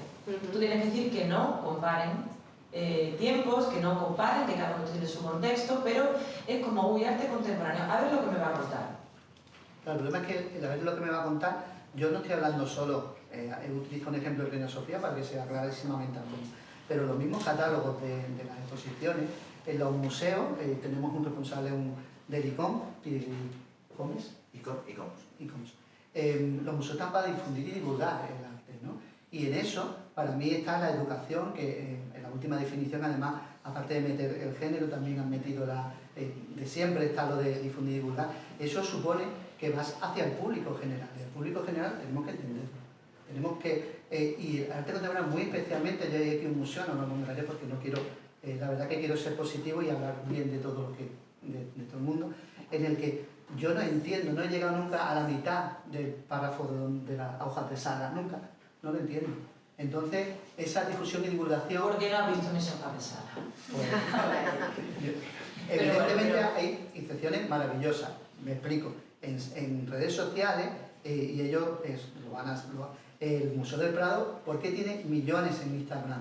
Porque empezó un tipo con el móvil a explicar las obras de arte nada más, 10 minutos en un directo, ya está.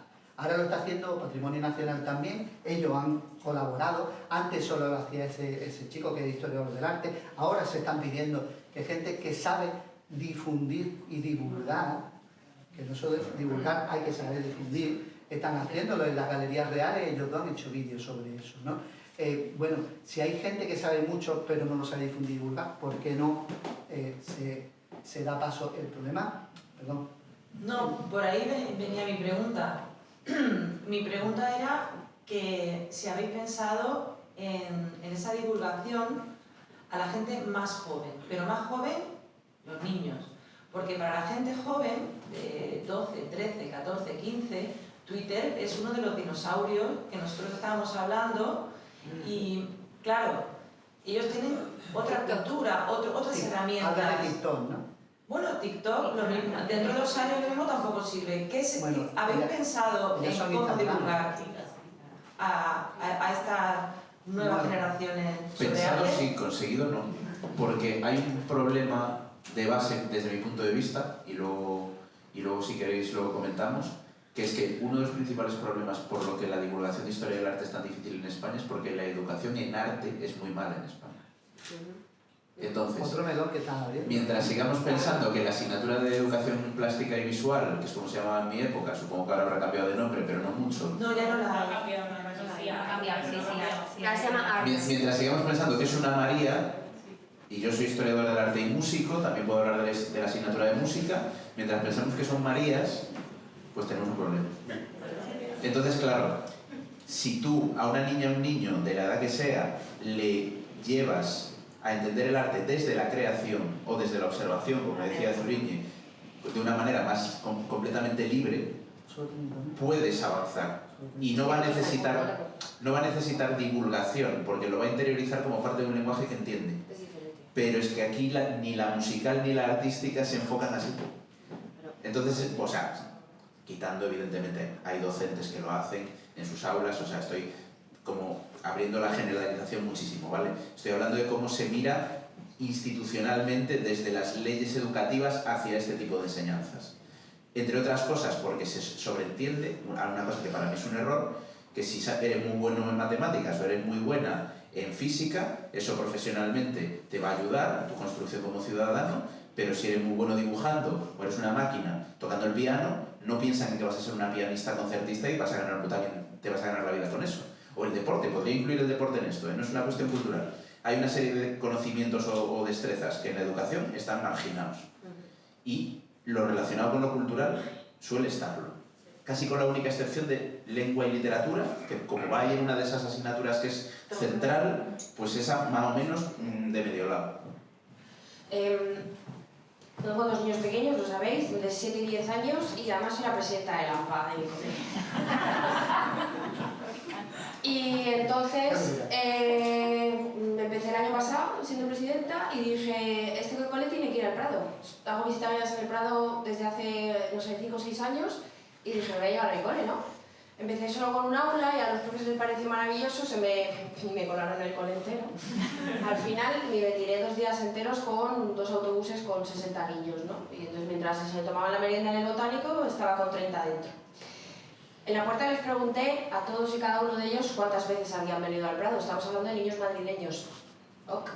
Solamente habían ido mis hijos, de 150 niños. Y luego, claro, la noche anterior a hacer la primera visita, yo que estoy acostumbrada a hacer visitas para adultos y gente mayor no sé qué, que me aguantan 5 horas ahí de chapa, claro, dije, vale, yo me conozco muy bien el Prado, pero nunca se lo he contado a niños. Y esto es importante, orientar la comunicación al público determinado al que vas. ¿Vale? Yo no le puedo meter 5 horas de chapa a los críos porque entonces es que en el minuto 3 ya les he perdido. Así que monté pues, una especie de juego gincana y me adapté a ellos y quieren repetir este año, ¿vale? Y además, independientemente de la edad, porque fueron desde primero de primaria hasta sexto de primaria, o sea, preadolescentes que hoy ya están en el instituto, me los metía todos en el bolsillo y conseguí que estuviesen todos jugando y pasándose súper bien y llegasen en... Adaptando el discurso. Adaptando el discurso y el tiempo. ¿Vale? Adaptando el discurso y el tiempo. Vamos a haceros una pregunta del canal de YouTube, que hay una chica que ha hecho... Uy, se segunda llama... pregunta. Es una chica que se llama Laura IMG, que me parece fantástico, además que tiene estas siglas, y dice, cuando conocisteis a la obra de Picasso, ¿qué os aportaba personalmente o académicamente? Ha sido Laura. A mí me dejó perpleja eso, la capacidad técnica, ¿no? O sea, el decir, lo primero que te sorprende es que con 13 años, eso, 12 años se haya pasado el juego del arte, ya, todo entero. Entonces, claro, lo único que le queda es descojonarlo, romperlo y empezar de nuevo con sus nuevas propias normas. Y claro, cuando ves un trazo y tú ya has visto mucha obra y conoces, o te has enfrentado a un folio en blanco y alguna vez has intentado dibujar tú mismo y te das cuenta la salvajada técnica que tiene, ¿no? O sea, el campo visual que él proyecta en un folio blanco bidimensional y cómo consigue hacer unos escorzos y unas profundidades con una sola línea. Es que eso ya... ya estaría. Y no es mi favorito, pero se reconoce. Pues no se te nota nada, ¿eh? El otro día me decían a mí en Zaragoza, igual te gusta Goya más de lo que piensas, y yo te voy a decir, igual te gusta Picasso más de lo que piensas. Yo como soy fanboy no tiene misterio. A mí no hay ningún artista que me haga disfrutar tanto en una exposición. O sea, yo voy a una exposición de Picasso y salgo feliz. Es una cosa increíble. A veces destrozado, depende de lo que se represente en los cuadros, a veces exultante, pero yo no soy particularmente del estendalazo y de este rollo. Yo soy más de música. A mí me emociona más la música o la literatura o el cine que la pintura o la escultura. Con Picasso es garantía de éxito. Cuando voy a ver es muy obras difícil suyas... escuchar a alguien diciendo esto, Miguel Ángel, Sí. en redes o en lo que sea. Me emociono con Picasso. Muchísimo, muchísimo. Y me parece increíble. Eso es lo que me aporta. Zoriña, ¿qué? Yo creo que de Picasso lo que más me conmocionó fue como su habilidad para abrir las imágenes a lo posible, no a lo que ya teníamos, ¿no? Es que era constante, o sea, no tanto la novedad ni la ruptura, sino lo posible. Era siempre es una vuelta de tuerca más, ¿no? Y no solo la novedad por la novedad, sino recogiendo toda la tradición, ¿no? Como bebe Velázquez, Greco, no sé, Goya, es como todo lo coge y le da un impulso, ¿no? Entonces, yo creo que esa manera de tratar, como intentar ir hacia adelante, pero desde atrás, me parece como lo más fantástico de... Yo le conté una cosa. En esa visita en la que metí para niños, delante de un cuadro, yo había tenido mi primera hija hacía 2 o 3 semanas, había un cuadro en el que se veía una madre con un niño y la mediadora decía niño o niña, porque tiene una mano pintada en las uñas y la otra no, el niño y es niña. La mano de las uñas con pincelada más fina, la otra más gruesa. Es una maternidad muy básica. Y según va relatando la obra, está un hombre detrás, en el que uno de los brazos está agarrando la parte de las uñas no pintada, mientras que la madre sí la agarra, y expresa la forma en la que un hombre, cuando después de 9 meses de embarazo está loco por coger al niño, porque la madre lo ha disfrutado, pero él no, se da cuenta que el niño llora cuando está contigo, solo se calma con la mano y solo puede llegar al hijo a través de la madre, ¿vale? Él lo pintó al poco de haber nacido su primer hijo, Pablo. Es un cuadro maravilloso que se llama Maternidad, no paternidad, ¿vale? Y es un cuadro que si tú vas, no ves la figura del hombre detrás, buscadlo, porque no está explicado en redes, bueno, yo hice un blog explicándolo, y relata la emoción de un hombre cuando tiene su hijo por primera vez. Y yo lo sé porque ya había sido padre hace poco, y me cagué en todo porque es que no, seguía siendo incapaz. Me daba igual que sea niño o niña, que es lo que representa esas uñas pintadas y esas uñas no, ¿vale? Hoy se habla tanto de perspectiva, de Picasso, él le daba igual, y se habla de esa llegada a tu hijo a través de la madre, a pesar de que esté vivo. Esa forma de contar con un cuadro en el que ni siquiera hay fondo, con muy poquitas imágenes, es realmente Picasso. Para mí está loco. Yo me enamoré de eso y yo dije, quiero saber más. Y quiero saber más de quien me lo cuente así, ¿no? Y bueno, a partir de ahí ya es el único conocimiento. Yo en la mayoría de las cosas que aprendo tiene un punto de fondo en el que yo ya no quiero seguir. No he llegado al fondo, lo estoy desbloqueando paso a paso, pero no he llegado al final del juego. Tendría que decir que sí porque soy Picasso, pero no he llegado. Una pregunta más, de tiempo vamos respecto a lo previsto, pero hemos empezado 20 minutos tarde. Bueno, no pasa nada. Yo voy a lanzar una pregunta de Salvador Bonempera que dice: ¿se explican bien otros artistas en redes sociales, especialmente del siglo XX? ¿Realmente Picasso es un caso particular? Y luego os lanzo otra y así contestáis 2 veces, de una persona que se llama Tu arte me suena y dice: ¿por qué la gente piensa que obras como el Guernica podrían estar pintadas por un niño? A ver, lo de Picasso y pintar como un niño, yo siempre me voy a este símil. La gente que no ha intentado componer nunca o que no toca un instrumento cree que la música de Mozart es muy simple. Y no. Yo recuerdo hace muchos años... el reggaetón creen que es simple. Bueno, pero como el reggaetón ya está en una categoría popular que se supone que ahora hay otras herramientas, vale. Pero como Mozart está ahí en el panteón con los demás, y en general es un músico al que le pasa algo muy parecido a lo que le pasa a Picasso. Picasso hace las cosas con una simpleza tal, como simplifica algo que visualmente es muy complejo y consigue estructurarlo, que yo creo que transmite esa mala sensación de que es muy fácil, cuando en realidad hay muchísima reflexión detrás. Luego lo ves cuando ves sus apuntes, sus bocetos, que está haciendo cosas que lleva trabajando en ellas años y años y años, pero es como que se pierde esa apariencia de dificultad. Mientras que en otros artistas me da la sensación de que la dificultad técnica la muestran más. No sé si creo que es porque la gente piensa que pintar como con pincelada muy apretada, representando muy bien la realidad, como si fuese una fotografía, es un proceso técnico mucho más elaborado y difícil que hacer una maternidad con 4 líneas, ¿sabes? Que a nivel conceptual y a nivel técnico es una salvajada. Uno de los mayores técnicos en Picasso, que fue Pierre Dex, de los críticos de arte, decía que Picasso jamás ponía en un cuadro algo que no tuviera que estar. Mientras que otros artistas, una vez terminaban, pues quitaban más hierba, más pajarito, más tal. Picasso, todo lo que está tiene que estar. Claro. Y muchas veces, y eso es maravilloso, cuando uno se adentra en su obra, buscan lo que no está. Porque a veces dice tanto con lo que no está como lo que está ahí, pero eres muy minimalista, es muy... De todas maneras, yo aquí sí que es una de las cosas que más me enfadan. ¿Lo del niño de 4 años? No, o sea, en las redes sociales uno puede divulgar y puede invitar a saber más, invitar a que conozcas más, pero yo no te puedo enseñar nada por redes sociales. Claro.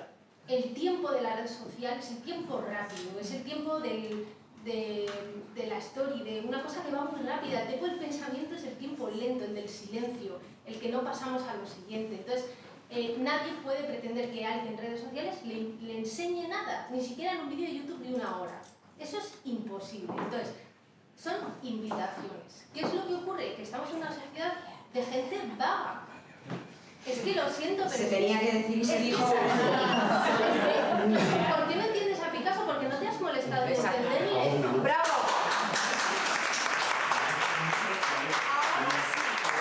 Hacemos la última pregunta. No, pero no la cortéis, que estaba en el punto al que no se disfruta, por favor. Es que esto es, tenemos un timing, vosotros os extendéis muchísimo porque os gusta mucho lo que estáis hablando y tenemos que hacer preguntas que para eso la gente está aquí. Haber elegido otro artista más justito. Otros divulgadores más calladitos. A ver, mi pregunta no tiene ninguna importancia. Todas las preguntas son importantes. Efectivamente, soy sanitaria, no tengo nada que ver con el arte, me apasiona el arte, pero no tengo nada que ver con el arte. Si te apasiona ya tienes que ver. Que sí que querría decir es que cómo podríais vosotros, divulgadores de arte, enseñar arte a las personas de mi edad, de mi generación. Pues vete a clase. Yo todos los martes doy clase. Presencial. Hemos enseñado 3 libros, por ejemplo. Bueno, Que también esa misma... O sea, yo soy de primeras ediciones, tanto de uno como de otros. Os lo digo de los dos. Vale, gracias. Pero entiendo que muchísima gente de mi edad, de mi generación, que no nos dejaron hacer arte, porque no nos dejaron nuestros padres, en mi caso concretamente, tenemos ese fallo. Y entonces, con el tiempo, con el paso, con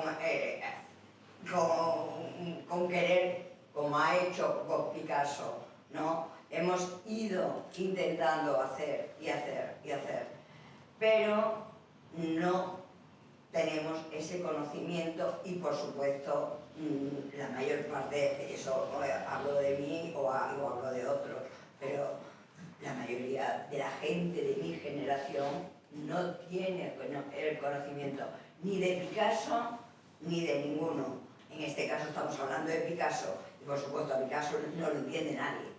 O sea, de mi generación no lo entiende nadie. Pues no es difícil de entender. Mi marido me está diciendo que me calle. No, pues desgraciadamente no lo entiende nadie porque no se explica bien, que es un poco lo que estamos diciendo. Gob Picasso, la primera vez que entró en un museo en su vida, Gob Picasso tenía 22 años. Yo no vi nunca un museo hasta que tuve 22 años. Tengo que decir que a mí me metió a rastras, eso sí, en el Museo del Prado, morí por Goya, resucité por Velázquez, vi a Dios en Murillo. No estaba Picasso, ¿eh? No estaba Picasso allí. Y Ahora la primera vez que he visto el Te Guernica... leí en redes. La verdad es que he visto el Guernica tenía 52 años. Y yo llevaba viendo el Guernica toda mi puñetera vida. Lo tenía en la cama puesto con 14 años, no porque me gustara, sino porque chinchaba a mi padre mucho tener puesto el Guernica allí. ¿Sabes? Y cuando lo vi por primera vez, eso es otra cosa. Me eché a llorar. Y no porque lo veía por primera vez, es porque grita, ese cuadro llora, ese cuadro no es blanco y negro, no hay sangre, como dice un cantante, no hay sangre más roja que los grises del Guernica, ¿no? Y aunque hayas entrado fuera de tiempos en el arte, o yo tengo una edad más cercana a la suya, a la de estos chavales que son insultantemente jóvenes, ¿no? Si me gusta, adelante. Bueno. Tengo que decir antes de nada que he hablado de varios libros, pero Zuriñe está preparando un libro sobre fotografía, que lo tenía apuntado y se me ha olvidado, perdóname porque el directo no me lo ha permitido. Tiene usted que tener la primera edición en cuanto lo saque, ¿eh? Sí, es un libro muy bonito, no porque yo lo esté escribiendo, sino no, para nada, sino porque estoy haciendo archivos de mujeres fotógrafas en España que están olvidados o que no se han dado importancia o que simplemente no se han mostrado. Entonces, claro, es un proceso lento, van ya 3 años con el libro porque las instituciones me están abriendo los archivos, la familia, etcétera, etcétera, y de verdad que es espectacular. O sea, yo no sé cómo estos trabajos están como escondidos, ¿no? Entonces, bueno, está siendo un proceso súper bonito también de escritura. es un libro más ensayístico, o sea que no es un manual ni nada así como muy accesible, pero de verdad que solo por las imágenes y por ellas, por las fotógrafas, de verdad que son historias que no sé por qué no están, ¿no?, más visibles, pero... Si alguien más quiere decir eso, si no... ¿Es alguna pregunta más? ¿Alguno? ¿Alguna pregunta más? Si no, Aquí delante. Bueno, esa chica es picaseña, ¿eh? Es de la Asociación de Amigos de la Casa Natal de Picasso. Bueno, yo más con la pregunta quería contaros una pequeña anécdota para agradeceros. Tengo un enano, ya no tan enano, va para los 14 años, pero con 5 años le hablaron del Guernica en el colegio. Estuvo medio año dándome, perdón por la expresión, el coñazo para que fuéramos a ver el Guernica, hasta que por fin Papá Noel le regaló un viaje a Madrid. Tuve la gran suerte de que mi moco, con 5 años, estuvo solo en la sala del Guernica delante de él. Siento deciros que yo soy picaseña, odiaba a Picasso, porque a Málaga nos meten Picasso con calzador, y mi hijo me abrió los ojos en lo que se puede sentir delante de un cuadro de Picasso. Gracias por enseñarme. A José por abrirme los ojos a lo que es el arte contemporáneo, porque yo era amante de Goya, amante de Velázquez, pero no entendía el arte contemporáneo hasta que lo conocía a él. Y quiero agradecer a vosotros, al barroquista, a Sara Zuriñe, te acabo de conocer, siento mucho no haberte seguido antes, por demostrar que el arte se puede entender, que se puede entender a nivel, como tú dices, Sara, de barrio, y que no está para una élite, no está dedicado solamente para aquellas personas que han estudiado historia del arte. De verdad, os quiero agradecer por haberme demostrado de que se abren las puertas del arte a todo el mundo. Muy bien. El arte es de todos.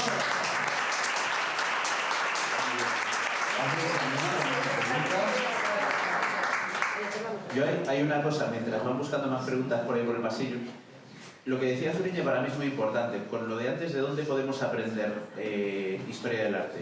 Yo, por ejemplo, en la Universidad de Santiago de Compostela, el programa de cuarto ciclo, hay bofetadas para entrar. Porque hay un montón de gente que no procede de profesiones de humanidades, que tiene muchísimas ganas de aprender arte precisamente por eso, porque tradicionalmente se entendía que era algo ajeno, ¿no? Y lo que podemos hacer en redes, o lo que podemos hacer con un libro o lo que sea, es literalmente invitar, porque más que intentar explicar, lo que intentamos es despertar esa curiosidad que permite a la gente creer que eso le importa, ¿no? Para mí esto fue una frase que yo aprendí con los que para mí son los mejores comunicadores culturales que hay en habla hispana, que son Jaime Altozano y Ter. Cuando yo trabajé con ellos en un curso de Historia del Arte con Ter, fue uno de los trabajos más exhaustivos que he tenido en mi vida, porque teníamos que explicar la historia del arte clásico y no podíamos hacerlo con muchas obras, y había que eliminarlas. Y teníamos una lista infinita de obras. Claro, imaginaos que os piden que hagáis una lista de obras para explicar toda la historia del arte clásico, y que sean menos de 200. De hecho, tenían que ser como 30. Cuando te piden 40 para mi libro. ¿Vale? Entonces, segundo de bachillerato, exacto. Pero yo aprendí esa dinámica cuando teníamos la lista, de hecho las teníamos pegadas en las paredes, y me preguntaban literalmente, ¿por qué me tiene que importar esta obra?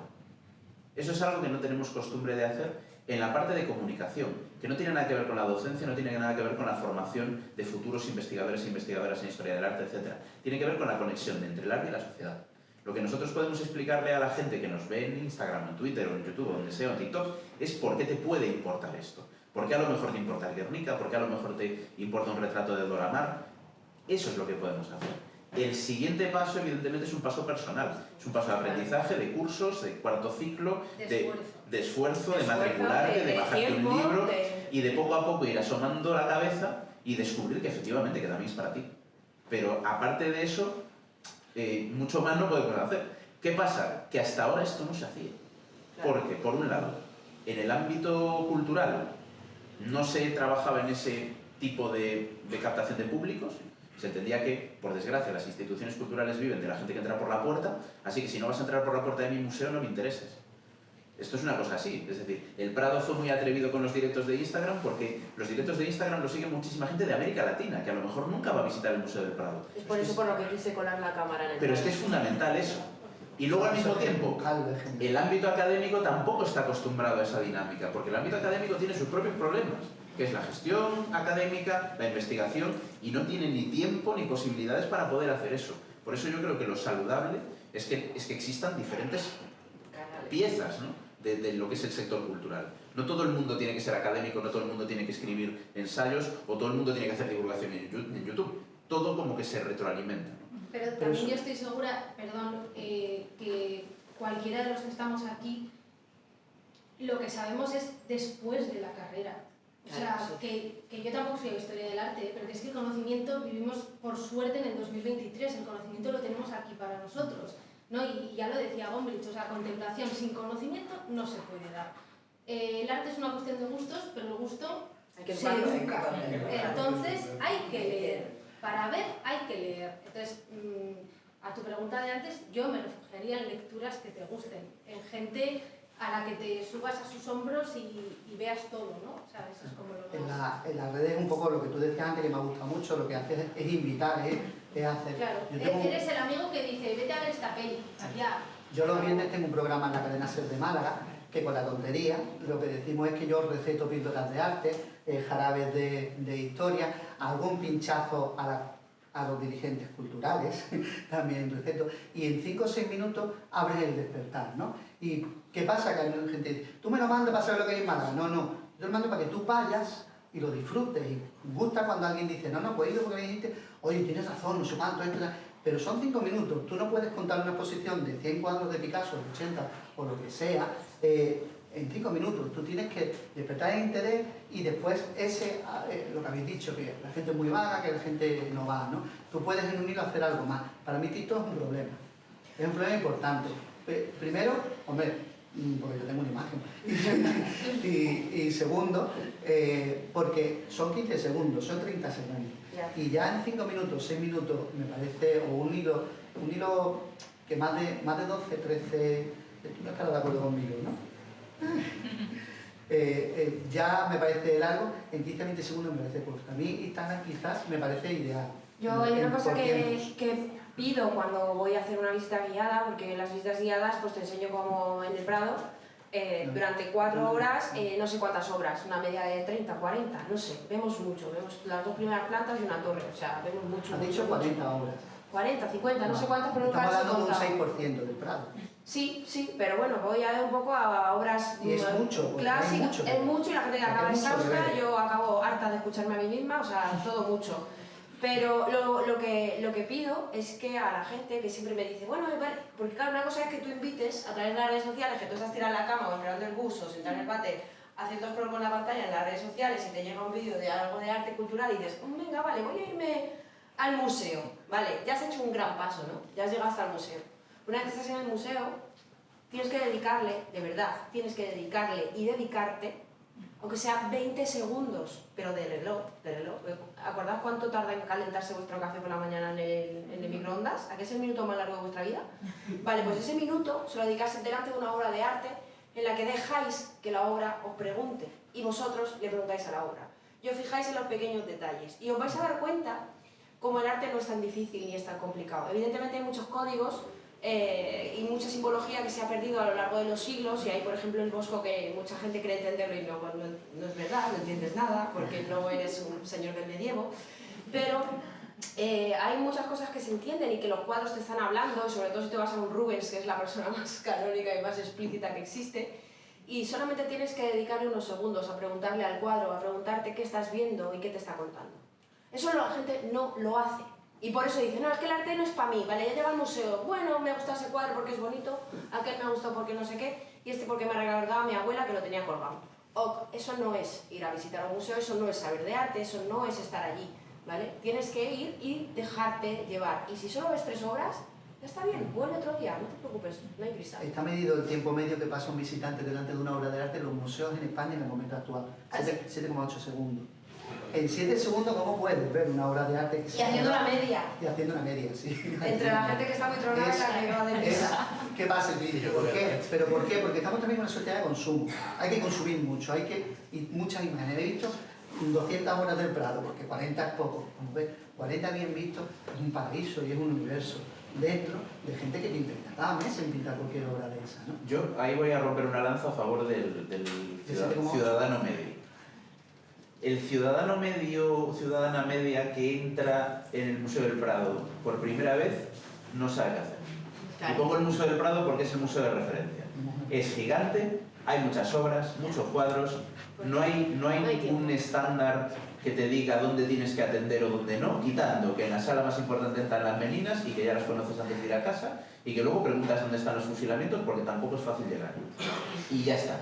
Y quien dice el Prado dice el Louvre, o sea, al final hay un elemento de sacralidad de esos espacios, que son espacios que además están pensados más para lo académico que para las visitas. Total. O sea, la propia organización Lo que de voy a las decir es obras una lo dice. auténtica burrada, pero en el Museo del Prado hay muchos cuadros, demasiados para que una persona normal los pueda digerir. Es imposible verte el Museo del Prado en un día, ni en 2, ni en 5, ni en 10. Y sin embargo están allí. Y al mismo tiempo solo visitamos el Museo del Prado cuando estamos de turismo. Porque luego los museos de nuestra propia ciudad no los visitamos tanto como los museos de la ciudad a la que vamos de vacaciones. Entonces, claro, se acaba generando un círculo vicioso. ¿Qué hace la mayoría de la gente? Va a la Gioconda y se saca una buena foto. Y ya está. Porque eso es un código que puedo entender. Es el cuadro famoso, sé dónde está porque es hacia donde va todo Dios. Y allí me hago una foto. Y ya está. Y el resto... cuando la subo en redes me dan like. Sin embargo, pero es lo mismo que si tú vas por primera vez a un partido de fútbol y no entiendes de fútbol. Hay unos códigos y esos códigos no son de dominio público. Es un poco así como funciona, ¿no?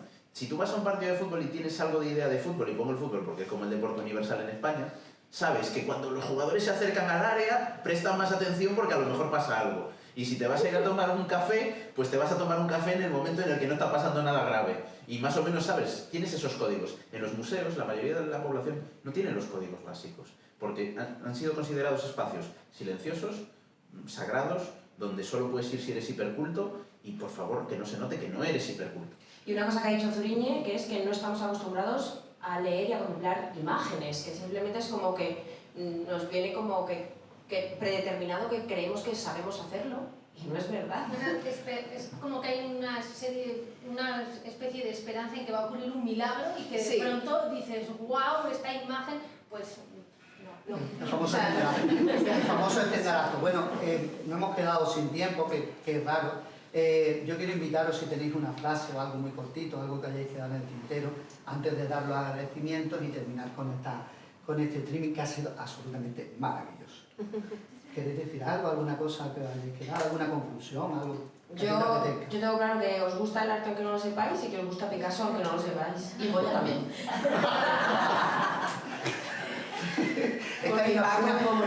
Ustedes no lo saben, pero hay una pugna entre que el barroquista dijo como que Goya tampoco es para tanto o algo así, y entonces la gata verde un poco más elegante y será muy goyesca, entonces. Y lo tengo que querer, ¿sabes? Y lo dijo en donde nació Goya, que tampoco... Bueno, si quieres alguna... Yo creo que la verdad es que yo lo he soltado todo ya, o sea, pero yo creo que me quedaría un poco con esa idea de que acceder al arte no es tan complicado.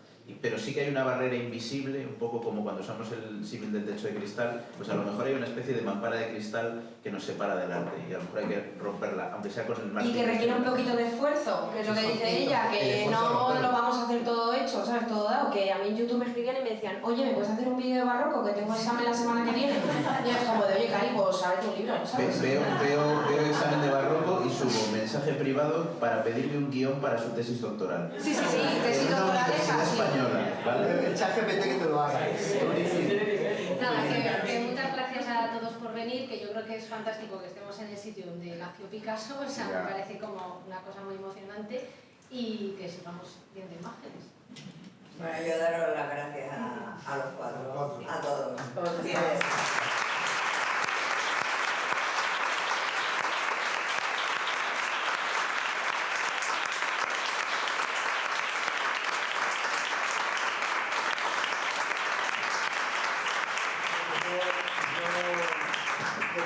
Despido entonces el acto oficialmente dándole las gracias al Centro de Arte y Cultura Contemporáneo, la Casa Amarilla, y a la Casa Natal de Picasso, a la Agencia Pública para la Gestión de la Casa Natal de Picasso y otro espacio museístico, porque no habría sido posible sin ninguno de ellos dos el que personas tan maravillosas hablen de cosas tan maravillosas en el lugar donde empezó todo, donde abrió esos ojazos Pablo Picasso. Muchas gracias a todos por su atención, por su colaboración y por haber estado tratándonos con tanto cariño. Ahora sí, hemos terminado. ¡Bravo!